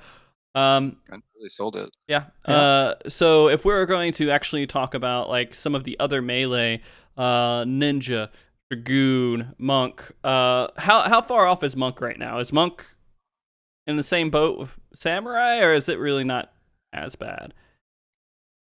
Monk has a niche, at least. Its niche being triple melee comps, fight dependent, in which case it can be optimal. And I think that's a good place for any job to be, right? There's a situation where you are the best thing to bring. Because there's never going to be a situation where every job is optimal. It's just not how it works. Right. I think it's current identity where it's like, if you can fit into this triple melee comp, I think that's good. But I don't like that that's its only situation with the exact same jobs. Mm-hmm. If there was, you're good in this fight with a black mage and a bard, that's good. But the problem is more that you're only good as the third option as a melee.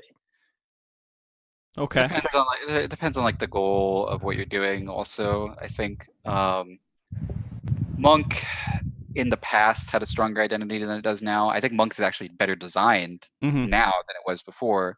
But in the past, monk, and I only talk about the past just because I think the identity was stronger back then. It had a defensive identity in the past, and things like mantra, things like fist of earth, that was its identity, and things such as long duration encounters where the monk was building up the damage over time and catching up to those 2-minute burst classes that it was competing with. Case in point, A4 manipulator. Monks outshined everyone in the final phase because the final phase is like a 4-minute target dummy. I don't remember exactly off the top of my head how long it was, but it's just a target dummy. It allows the monk to utilize its strength there of when it can stick to a target. It catches up to the others and even surpasses them. But it had that defensive identity, and I just think that defensive identity matters less and less now. Thinking about why that matters less and less is, I think, more to do with the way mechanics are designed now, in that if anything's intended for a tank, it just outright kills DPS by a very long margin now. So the Fist of Earth and Riddle of Earth are a lot less valuable in terms of personal mitigation because typically you're not going to survive anything that you otherwise couldn't without those abilities. I mean, because the fight difficulty in general right now is very low. I mean, you have healers who their core, and this is coming from our conversation last week, their core function is that if you want to be a really good healer, you heal less, right? And so if you make that as a possibility for your healers, then why bring in defensive DPS? Unless if that's going to improve the healer's DPS that much more. You have one job bringing a little bit of extra defense. Maybe that gives a little bit more damage by your healer, but that's really top tier in-game optimization, right? Well, I know that when my past groups talked about bringing a monk, it was always based around the mantra, which isn't really about healing less. It was usually about making the healing in certain phases easier, or talking about, oh, let's use mantra to like really buff an Adlo so we can just like sleep the entire phase. Because if you put an Adlo on a warrior that's fully buffed with everything, you just sleep the whole phase. It does no damage, especially if it crits. So, but as of late, that hasn't really been thought about too much. I mean, it's been discussed. Like every tier, it ends up being discussed. And I think the only time it's ever really been brought is Sigma. And it only became lucky that White Hole ended up being a thing again through pure luck. But and correct me if I'm wrong, Fold, doesn't monk with grease lightning, like phase downtime, isn't that still a problem? If Significantly you less. so they have this thing called Riddle of Earth that if you time it with a hit, whenever you take a point of damage, it refreshes your GL, and they use that to get up to keep their GL up. But if it's a long period of downtime, you're pretty much screwed. Right. You'll GL'd again. Yeah, Well, we so have been. I mean, like Monk is so flexible in terms of lost GL at these points in the game compared to its previous iterations. Yeah. Like you have Riddle of Earth and you have a buffed cooldown of PB. That like the GL uptime argument is, I think, long gone at this point. I've always thought with at least the mantra thing, the thing that could maybe put it ahead of the other DPS, or at least still be more of a defensive DPS, would just be like give it mantra, but maybe put 5% of it be passive the entire party or something, like all the time. Like, you know how Bard has that? Just 5% buff all the time. Well, then that People would make use of that. It wouldn't be the best DPS optimal choice, most likely, but people would make use of that for the defensive option. If you wanted that extra healing, you would take it. isn't that boring though? That's cool. It is boring. Have it done by maintaining GL3. Okay. I mean, that's still boring, but That way it's at least a little interactive in that maintaining GL3 through downtime for bigger shields or top during like intermission phases, that sort of thing could be a little interactive at least. Okay. As a tank, I also don't care about your positionals. That's one thing. Yeah, that much is true. Yeah. Okay, so let's hit a little bit on the god tier melee setup, which is Dragoon and Ninja. Is it really just down to trick attack and their group buffs overall? Well, trick attack is pretty strong. I actually think Dragoon pulls ahead. Dragoon and Bard are like the two like god tier party buffers right now, in my opinion. The Ninja's a little under that, but I mean, a lot of people also take Ninja for the sake of threat tools. You know, it makes tanks' lives a lot easier to have shade and smoke. Well, yeah, and that's another thing. Isn't like, I mean, it does make tanks' lives easier, especially with like healers who during prog especially will like super crazy heal and take threat away, or like but I mean, some of it is eliminated from shirk. I mean, threat overall in the game is threat is so like you don't have to think about it at all. At any point, especially if you take a warrior, their opener is so powerful. You just do your basic opener and you build a shit ton of threat. You then later just go into Unchain whenever you need it, and you've had like a minimal DPS loss, and you've built a bunch of threat. You do one Butchers under Unchained, and you probably don't even have to think about it for the rest of the fight. And that's usually considering that you're not going to go back into tank stance for the rest of the fight. If it's progression, you might go back into tank stance, and during that time, you're building even more. Like, threat's not an issue anymore in this game, and it's really unfortunate. It kind of matters for healers in a couple ways, because shirk is primarily so on a fight like Ultimate, for example. Garuda comes to mind. You pull threat when a fight demands high healing. The healer can pull threat very easily, and that's where I think smoke is the most valued. You know, you save yourself of like so much headache. I know it was super valuable in like the first tier of this expansion because you just lose threat, right? That was just part of the mechanic of O4S. It would just get tanked, and so ninjas really, really helped with that. But correct me if I'm wrong. It wasn't as crazy going forward in the fights after that, right? No, I don't think so. I mean, when I think of like Alpha Escape, for example, I don't think Shade is that useful. I mean, most stuff can just be handled through shirk, you know, and proper threat management with diversion and stuff. I mean, when we talk about job balance overall, do we think threat should be just knock it out? This shouldn't be around anymore, or is it something that they need to just improve upon? They need to improve upon it and actually make it so that you have to think about it. It should really still be a thing. Yeah. Because that Right, is butcher's block thing everyone's- on the Unchained is like 100% real. Like Mhm. you just any warrior out there, just do that. You're done. You don't have to care about it for the rest of the fight, and that's a real shame. Yeah, maybe they should It's just. everyone's responsibility except the person tanking the boss right now, which is obscene to me. Okay. Shirk's a big contributor to that. It really dumbed down. I mean, I guarantee you they intended it just for like tank swapping, but it's been abused to hell and back. Mhm. Point Stormblood. So Well, I mean, we're starting to get into tank territory here, but I mean, that's kind of what Ninja's thing was when it came haven't let out. Fold rant about Ninja nearly long enough. Say what? You haven't let Fold rant about Ninja nearly long enough. Full rant about Ninja, please. sucks. If But- there's How much he loves Ninja.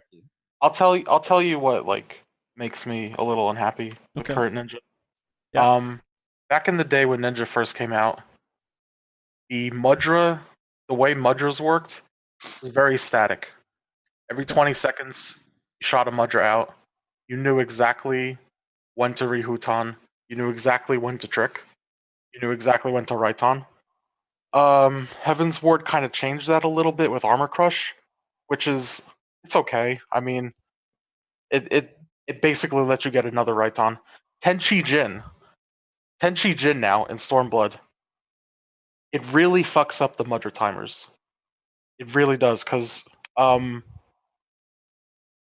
it's basically another Kasatsu that. How do I describe this? It's delayed so long because of the animation of it. Mhm. No, it has such a long animation to go out. It's like 6 or 7 OGCDs that you have to throw out without doing a GCD in between. It feels clunky. It really messes up the Mudra rotation that we've all loved in AR and Heaven's Ward, Mhm. and it just sucks. But I didn't even talk about the best part about it. You can't even move while you use TCJ. Oh, you guys love this. You guys are loving this. You can't move while using TCJ, and I Mhm. think that if I want one thing changed with TCJ, out of like anything I just said so far, you have to be able to use it while moving. It pisses me off when you just like you lose a TCJ. Dude. Mhm. TCJ pretty much has to change because I've heard so many people who liked playing Ninja, they level it, they think it's great, it's so fun, but then they get 70, Everyone they get ever, dude. TCJ. And it doesn't matter if an ability, you could buff that ability by just doubling the potency of every mudra that you use or whatever. Mhm. It'd be really strong. But people still wouldn't want to play the class all the time because it is an anti-fun ability. And if something is anti-fun, it should not be in a game. Well, yeah, that would remove a lot of things. Leveling, grinding, things like that. I like that though. Oh, okay. Is the problem with TCJ, because movement's a thing that other jobs definitely deal with, is the problem with TCJ where it lines up with its restrictions? Part of that is where it lines up. Part of it is also because of the length of it. It's a very long period of time where you have to basically be still. If there's Okay, any 'cause- interruption, it just like you're basically out of a TCJ for 100 seconds. With the alignment, I think part of the problem with Ninja from an outside perspective is its Ninja generation, and that I really don't think it should be tied to auto attacks because that sort of dictates where your TCJ goes, right? So by fixing the Ninja generation, you could fix where it aligns. The animation lock is another thing, but being immobile isn't necessarily a bad thing or a bad design choice, but being forced to be immobile in a very strict way is probably a bad choice. You can't Yeah, even I rescue would him agree out with of that. it. Well, you could rescue me out of it, but I lose TCJ. Exactly. That's so bad. It's like I want to help you.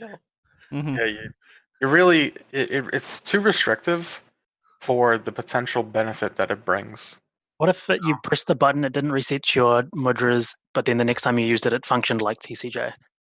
So that way you could bank your TCJ as soon as you hit the Ninki and then use it where you needed. That would be good. What I was thinking was to cut down on some of the animation time of TCJ, since it's 7 OGCDs, just have it function like you're like, so for example, you have to currently right now you have the 10 and then ninjutsu to use, like a Fuma. Have the 10 just automatically use a Fuma when you cast it. Have the Chi use a Raiton, and then have the Jin use like Suiton, for example. You don't have to cut down on the ninjutsu time, because I think that part right there is like, it's unnecessary in a way. It really, it just slows it down for no reason. Okay. Is there anything else with Ninja, or is that because I wanted you to have your rant? Layla made me feel bad there for a second, so I want to make sure you had your piece on it. Well, no, I mean, I loved 2.4 Ninja. I loved Heaven's Ward Ninja. I particularly loved Heaven's Ward Ninja. In my opinion, I think losing Mutilate was probably one of the biggest things, because it was a very cool ability in the fact that you planned that dot around certain fights. It changed around certain fights based on like the uptime. For example, like A5. I remember something about A5 where I think I got that I got a Mutilate in before, like, he got a damage reduction buff or something like that before he got big. Big, right? Yeah. It was just cool things like that, and you can't really do it anymore. It's Okay. like, Fair. All right. So that being said, would we say like overall the job melee wise that we're happy with is Dragoon? So I have an interesting take Mhm. that I don't know if everyone will agree with, but this is just because, I mean, when Eureka was out, I was playing a ton of Samurai, and I'd say it was one of the jobs I was playing the most from like 4.3 to 4.5. I was just having a lot of fun with it, and I wasn't really taking it too seriously in terms of like the content that I was doing with it. But the one thing that always struck me as a massive positive about Samurai, and I saw this mentioned in chat earlier, so I definitely want to highlight it. Okay. It is the most flexible melee and potentially one of the most flexible jobs in the game. And that is such a strong asset. Like, the ability for a samurai to pick and choose where it does certain portions of its rotation and where it dumps certain OGCDs and not be penalized for it is something that is really unfortunate that the job it's really unfortunate that the job is in is poor state of it is, because that would get the job so much screen time. I really like that about Samurai. I think that having that discrepancy between Samurai and, say, a job that's maybe a bit more restricted on positionals like Dragoon, to a lesser extent somewhat. Dragoon's not super restricted, but it is restricted in some ways. And the flexibility argument there can be different from job to job, and I don't think that that's a problem. Okay.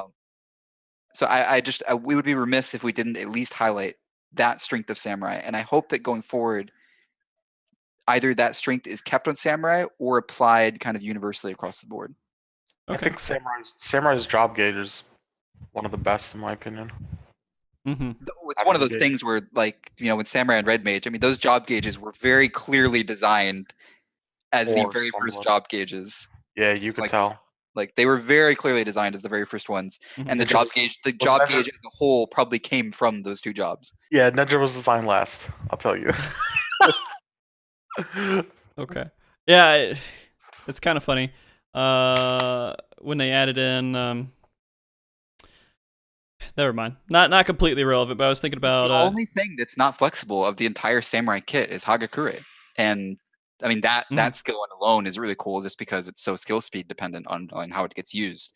Now I actually just really like that level of flexibility on a melee job, and I kind of hope that more of Final Fantasy would have that like kind of decision. It's because I'm deciding as I go through my rotation which route do I want to go.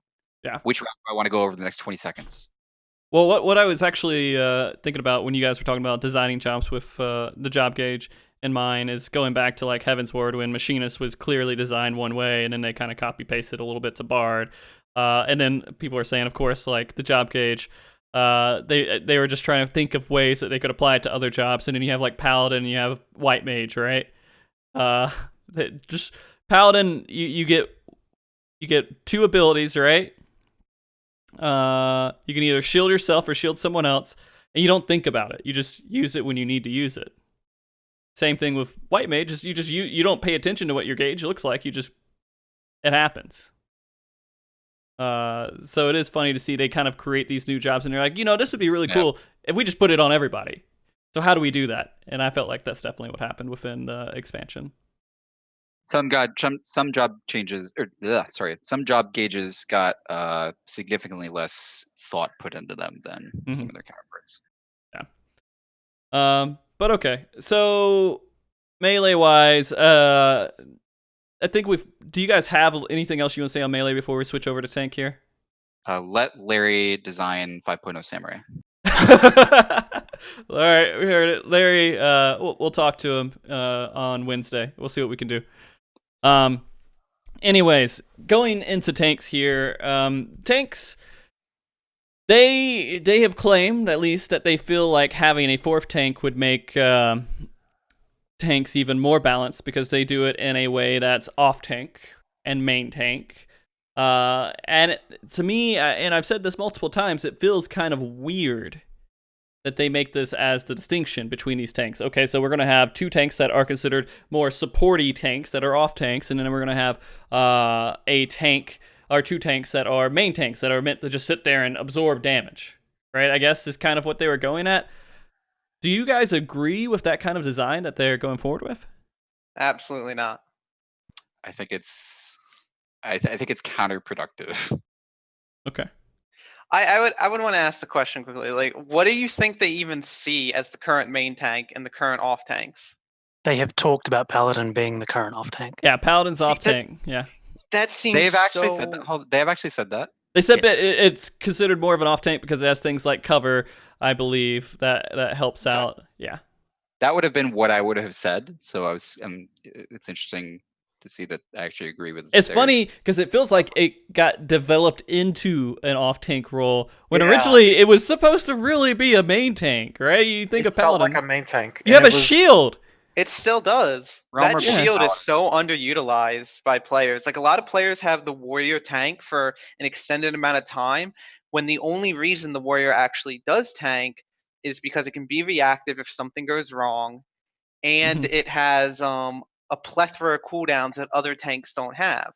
But you get a Paladin in there, and it has passive mitigation, which is people are like, oh, it's RNG. Well, you can pretty much guarantee a certain percentage. And then you have Dark Knight, which excels at solo mitigation. You toss TBN up there on yourself every 15 seconds. It's amazing. Your healers love you. Come on, Layla. Well, I was just piggybacking off what you said. Like the other thing that kind of separates warrior as a quote unquote main tank right now, and it's just a very stupid notion in my eyes, is just how passively it builds threat compared to the other tanks. Threat has been, specifically threat on openers, is kind of the only time in Stormblood where players really care about threat, outside of scenarios where you're having a new entity spawn and you need to rebuild threat on it. But threat is something that's built on as the fight progresses and gets easier and easier as the fight progresses, as long as the tanks are doing their job. And warrior just kind of handles and fights off the horde for those initial 20 seconds better than the other tanks do when you're not wanting to lose much. But at the end of the day, this whole main tank off tank thing is just so counterintuitive to me, when Stormblood tanking more than any other expansion or any other iteration of the game emphasizes frequent tank swaps as being the best way to tank in the game. If you're just sitting there with a main tank and an off tank, you are so much more inefficient than a team that's utilizing Provoker Ultimatum as much as they can be, within reason, obviously. So it's just strange to me. Like I'm going to go into this expansion with the same mindset that I have sitting here at home right now. And I'm going to go into the expansion not giving a shit whatever label they apply to my tanks. If my warrior is a main tank or an off tank, or if Paladin is a main tank or an off tank, I don't care. Like, those labels don't mean anything to me. It's going to be what tank should be tanking the boss at what time. And that's all it's going to be to me, and that's never going to change because of the way that cooldowns are designed in this game. Not necessarily. If you think back to Heaven's Ward, just to be contrary here, there was more interaction with which boss is being hit by the which tank is being hit by the boss, had interaction with the way they played. The biggest example of that is the low blow and reprisal interaction with Dark Knight. And I think that's probably the direction they're looking to go in with this main tank off tank change. An example would be, that tank stances have always been a problem in the way that they're balanced. For example, Warrior, and I think this is my guess at the way they're going to handle this, is that their tank stance, quote unquote, is going to be a vengeance passive. So they're doing more damage by being hit by the boss. Whereas a paladin might be gaining their gauge from using things like interventions, using cover and things like that, or expending gauge to use those things. Sure. So your outlook is basically looking at it, okay, if they're doing main tank off tank, what are ways that main tank off tank can actually work and be successful? Where I guess my outlook is on the current version of the game. The current version of the main tank off tank just doesn't make any sense. But if we're going into the expansion knowing that they're going to do a main tank off tank, it is important, like you're saying, to think about, like, okay, how are they going to differentiate the two? And it may be that you have interactions like that. I thought the low blow, not low blow, but the specifically what you're talking about was the parry for probably the parry for reprisal of Dark Knight and Heaven's Ward. I think that's a really big one. You can make other comparisons, like maybe shield swipe did something more interesting for a paladin, so getting blocks from actual shield. Have a bigger interaction, have a bigger purpose in the paladin's rotation and ability to mitigate damage. Maybe it affects their gauge differently, so having them be a tank actually taking the boss's auto attacks is more impactful.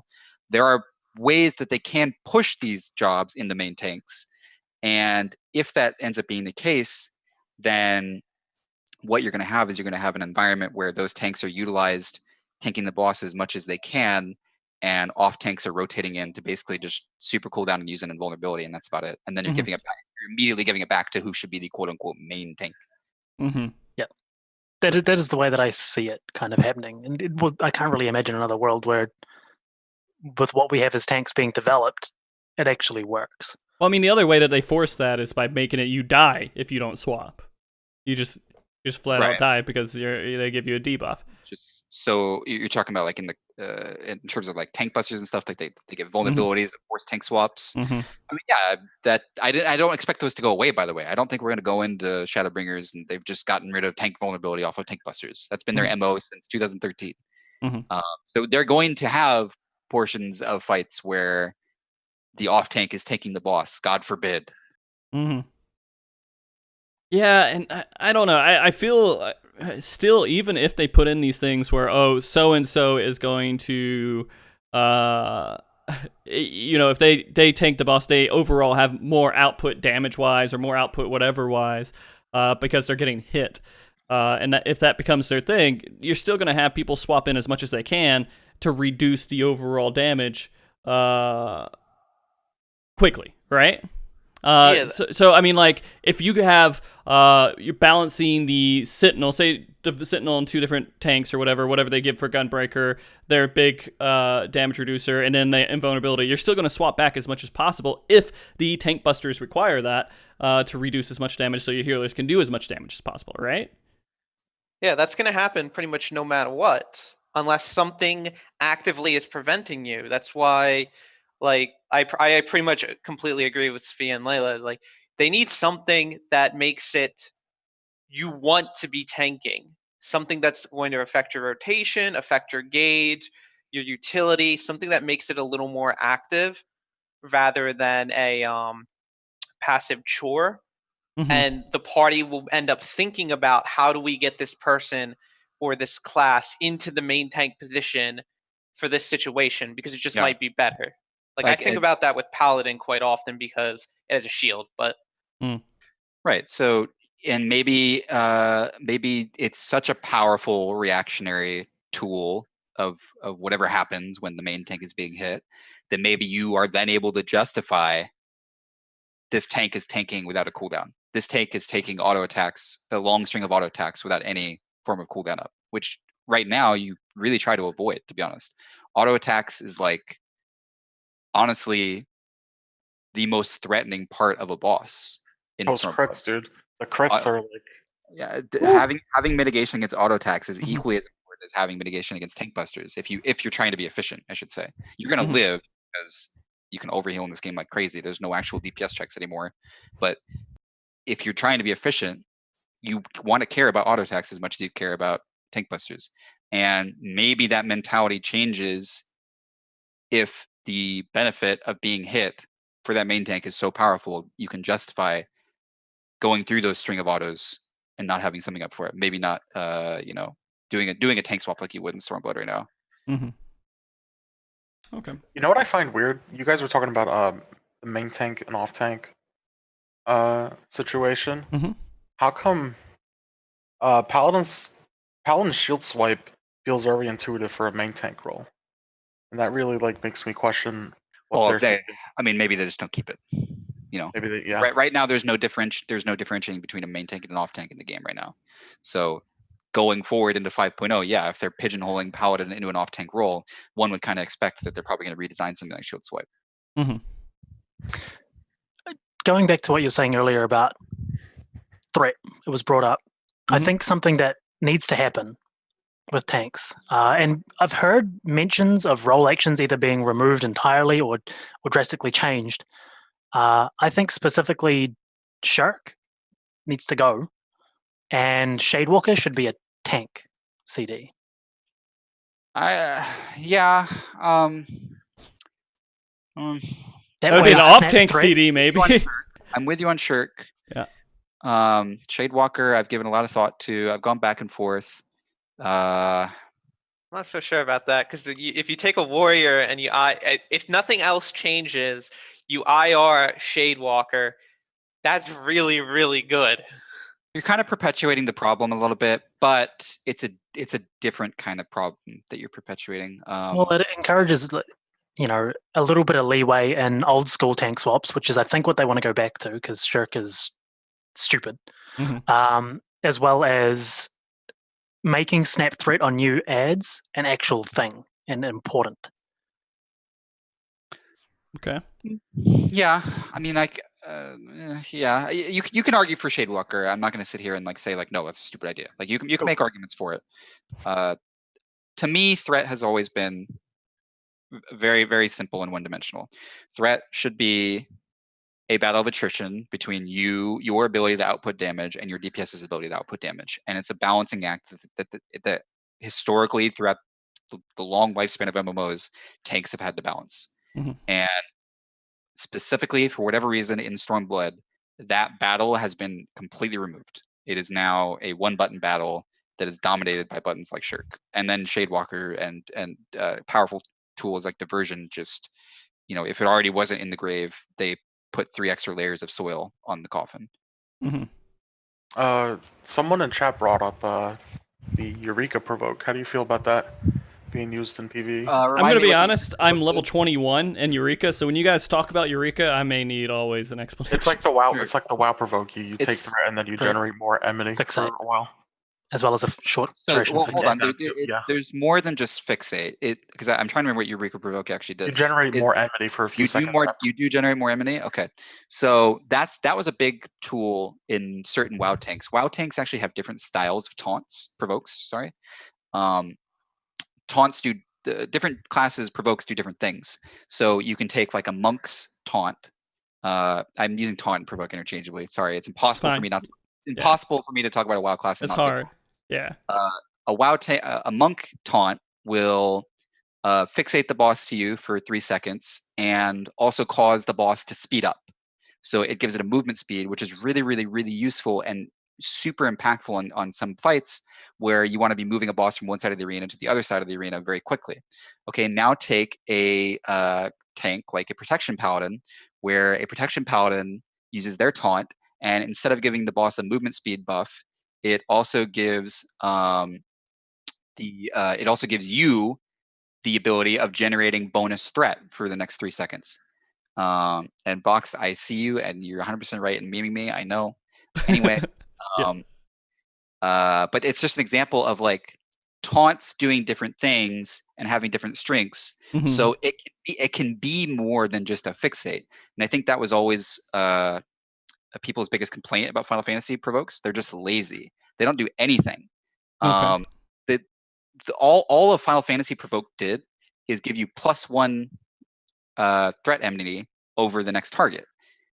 And I mean, it might be like +10 or something, but it's a very small number. Right. And We always assume +1 because it doesn't matter. It's so small. I always just assume +1. Yeah. But in other games, typically what taunts will do is they'll give you a 10% buffer over the player you're moving it off of. Now, people really like to complain in Realm Reborn that Final Fantasy provokes were annoying because you had to pair it with a Skull Send, or you had to pair it with a Rage of Alone, you had to pair it with a Savage Blade, or else it meant nothing, and that really bothered people. If Shirk's inclusion was to make that sort of transition from one tank tanking to the next tank tanking simpler, that was like the worst way they could have gone about it. There are so many other ways they could have gone about it that would have bolstered provoke in Final Fantasy. And one of the easiest solution, like we just mentioned, is just give it a 5 or 10% buffer. And then after that, you choose the globals that you want to commit. Are you going to commit threat globals then and there, or are you going to ride that buffer for the next like 4 GCDs and then maybe commit a threat combo? There's a lot more flexibility there, and I always thought the flexibility was a good thing to have. Mhm. So I would certainly like to see something done. I want Shirk dead and gone. I hate Shirk. If you have seen me at all on the internet, you know that I hate Shirk. Mhm. And something done to provoke to compensate for the fact that it's a very, very, very weak button. So let's just say this. We're tank wise, one of the biggest gripes, and one thing that we want to see go forward, if they can, in Shadowbringers, a wish list I guess we could have. The beginning of that for tanks would be make Enmity interesting. Make tank swapping something with that interesting in some way, and change the skills that are involved with it. Yeah, I think people want to see that. I think because of the way SE has things currently set up, I think it's like if I have to build aggro as a tank, you're doing things yourself. It's either going to be your aggro combo immediately, which is way too overpowered, or if you're lucky, you could use. If you're a warrior, you can use Equilibrium or an off GCD. We have Overpower, which is also broken. I think what I'd really like to see is somehow having the off tank help you, but not through Shirk. Through maybe something. That's the Shadewalker argument that Sfia was making. Yeah, like something like Shadewalker could help, or maybe depending on like the target you're targeting, I don't know. Anything where the off tank can also help you as well, I think would make it a little more interactive, because you can make it a fight, but I feel like that's still kind of boring, because then you'll also just end up rotating the two for like Butcher's Block and Eye at the beginning of a fight until later, and then you just switch to your DPS rotation. And that's just boring. I don't want to have to upfront it all and then switch later. Do you guys think having unique provoke identities would work in this game? Oh my god, I would love it.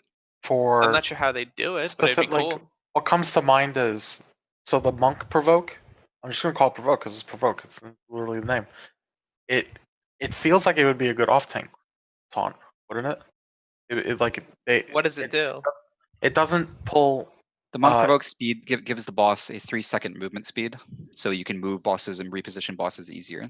Yeah, that it feels like something that an off tank would do for utility, because it doesn't generate that much threat. It just puts you at the top of the table, but it's the 10% tank can buffer. take it back. Is it a 10% buffer? Yeah, 10% buffer. But it doesn't increase enmity. Correct. Afterwards. It doesn't increase enmity. That's protection paladin, and I think another tank. Okay. Yeah. So I would love to see some provoke, different provoke effects. All right. For sure. So getting off of threat overall, what else do we got with warrior, dark knight, tank? How the whole tank knight meta works and how Gunbreaker is going to come in here.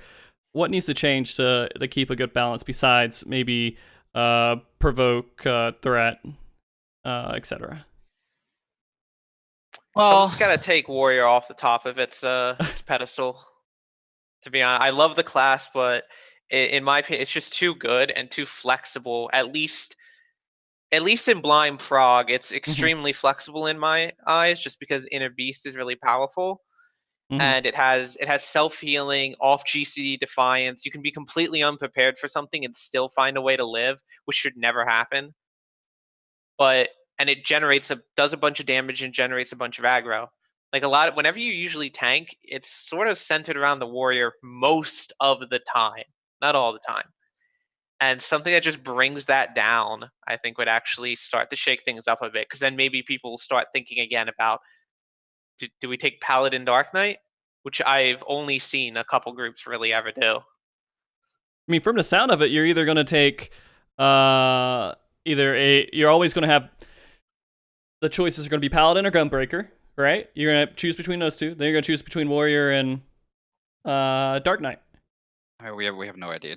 I mean, I don't know, but I mean, it sounds like it. We also Sounds don't like even it's know. gonna be that way. We also don't even know what's going to be a main tank, quote unquote. What's going to be an off tank in their eyes. Mhm. And there's a lot of unknowns, especially when you start bringing Gunbreaker into the conversation.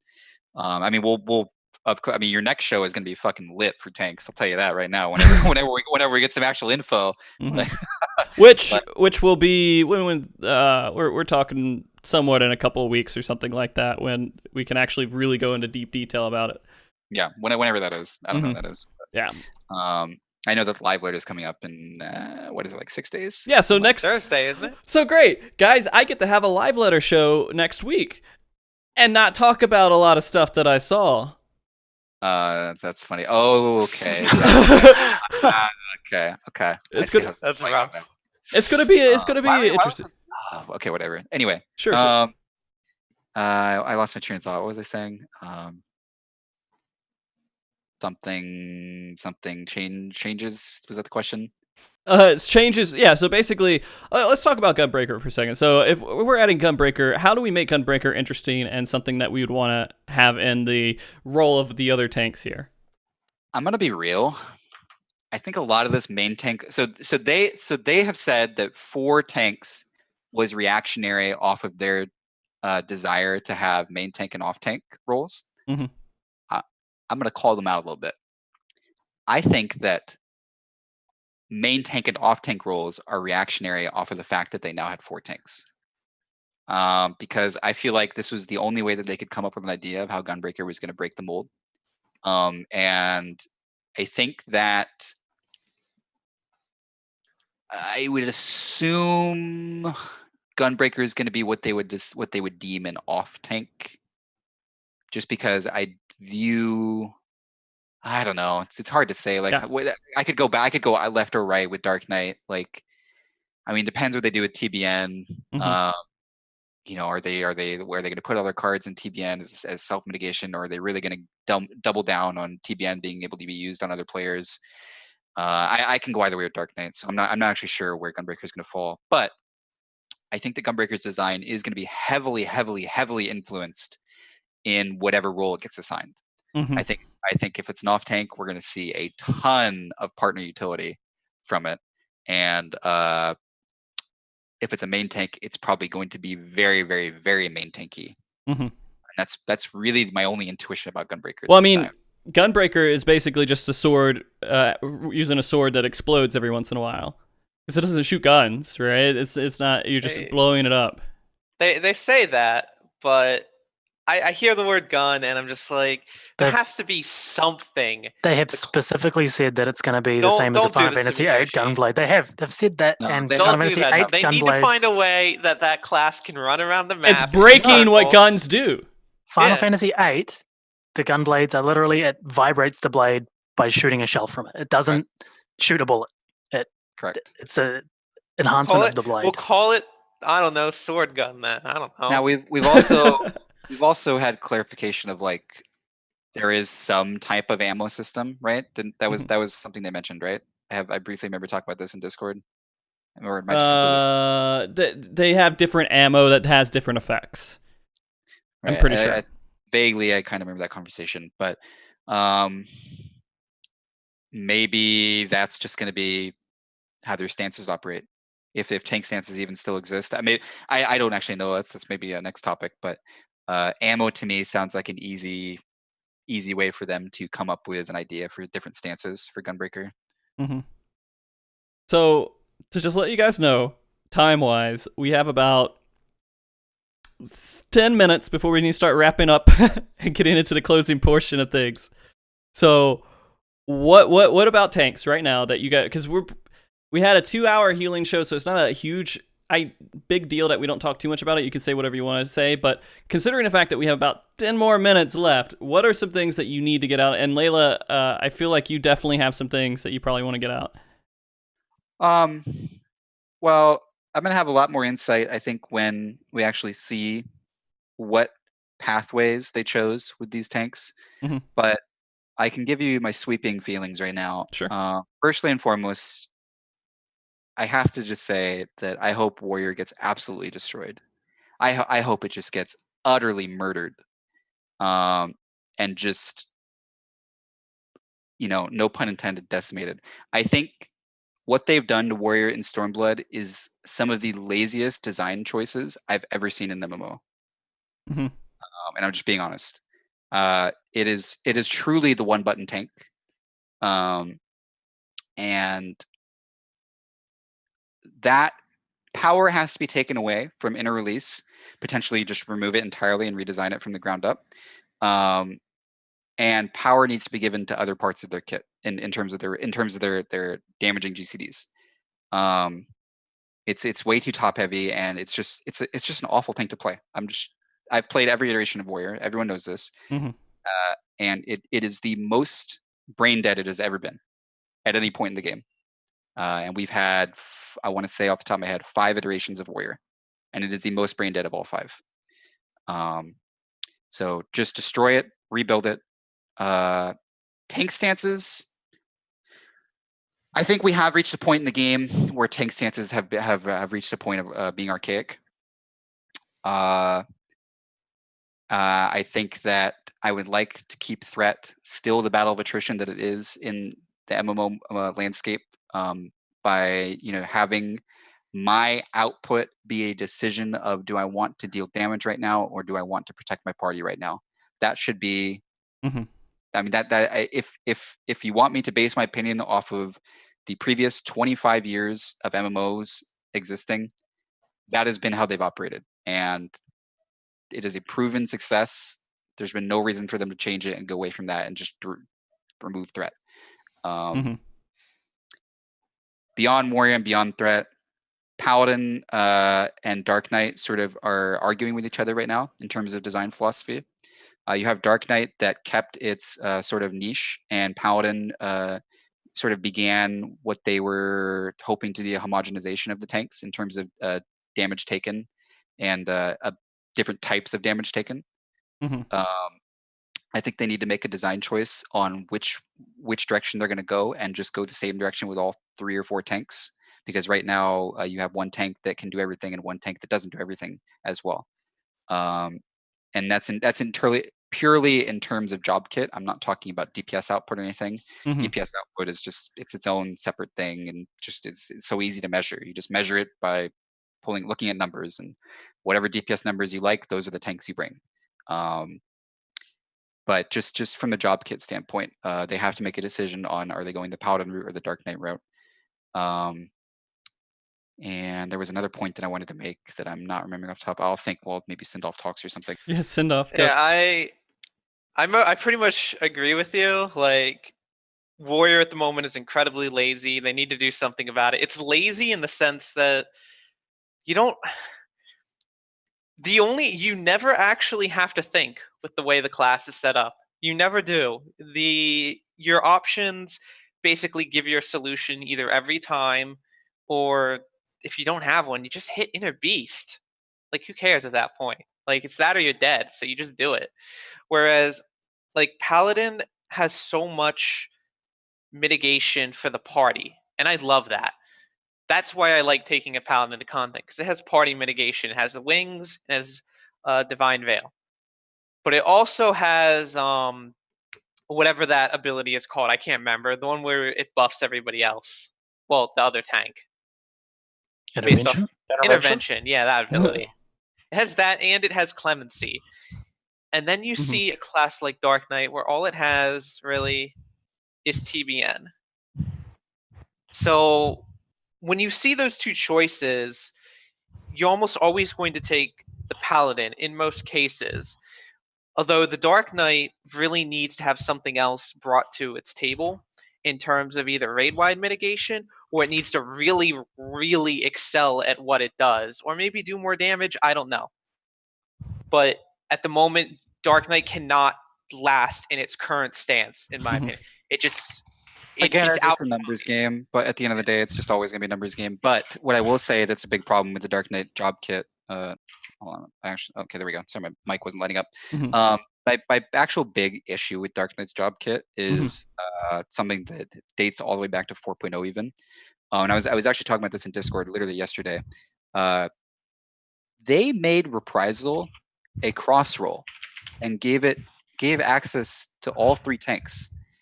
They took away an ability from Dark Knight. Fold, you're not miking, by the way. Yeah, I was like, what the fuck was that? I thought that was Layla.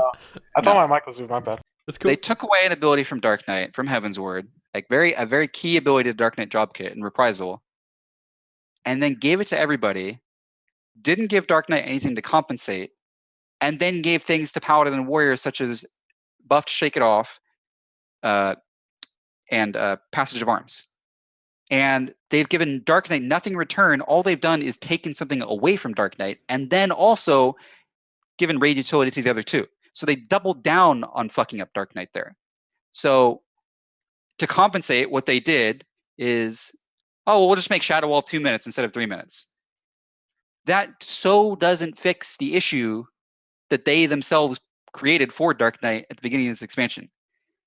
To me, if you want to know what I would do to Dark Knight right now, and this is crazy, I think the number would have to be tuned lower. Take Reprisal off of the cross rolls and give it back to Dark Knight, and just lower its value. Make that the Dark Knight's ability to compete in terms of raid mitigation with Warrior and Paladin, because both of those tanks excel at raid mitigation. Dark Knight excels at damage in certain environments and self-mitigation. And it's worth noting, Dark Knight is really good at self-mitigation.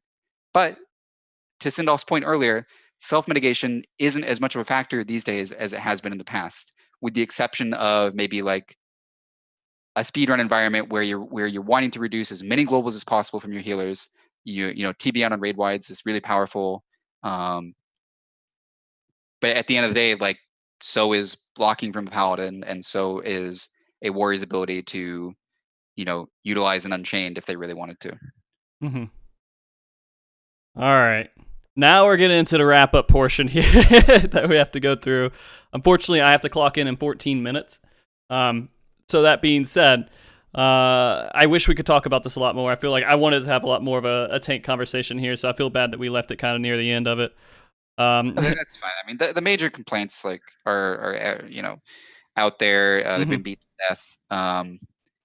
Just the takeaway is obviously going to be what are we going to see them do with threat, and what in the world is Gunbreaker going to do? Yeah. With that being said, too, we are going to follow up. We are going to do a part 2, but our part 2 isn't going to be until after we have all the information from when all the information from embargoes and everything else is out there.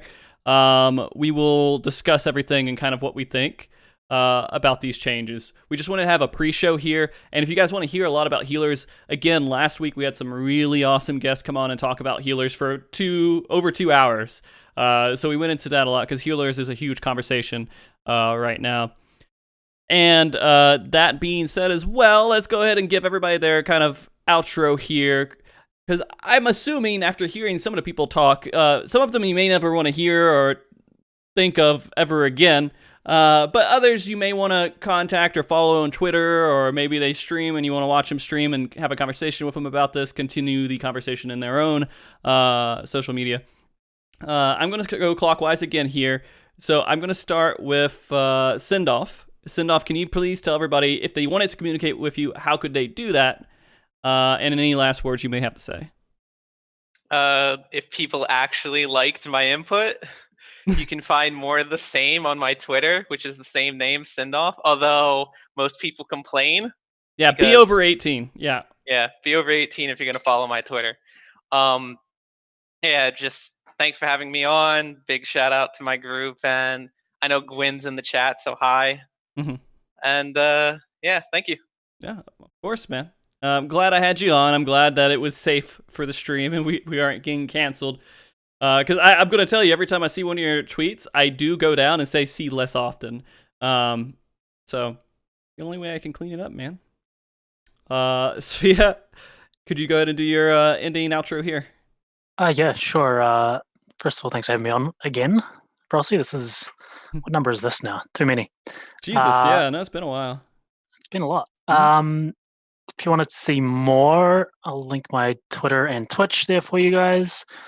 It's mostly Black Mage stuff, predominantly.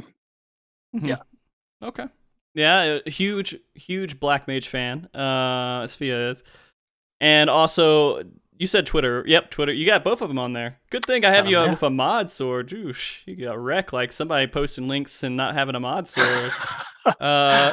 Bolt, do you want to go ahead and tell everybody where they can find you? I'm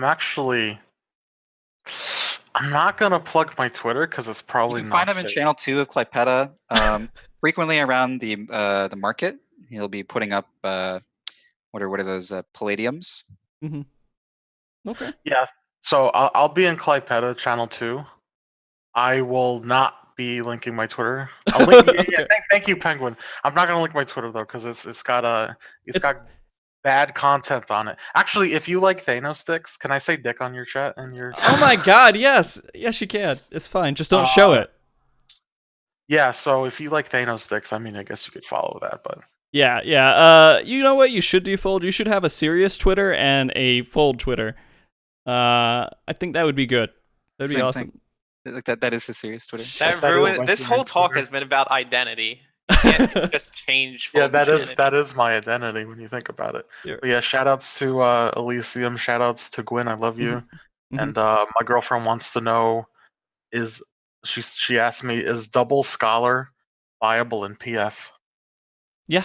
Everything's viable in PF. Yeah. 100%. There you go. All right. All right. And Layla, would you like to do yours?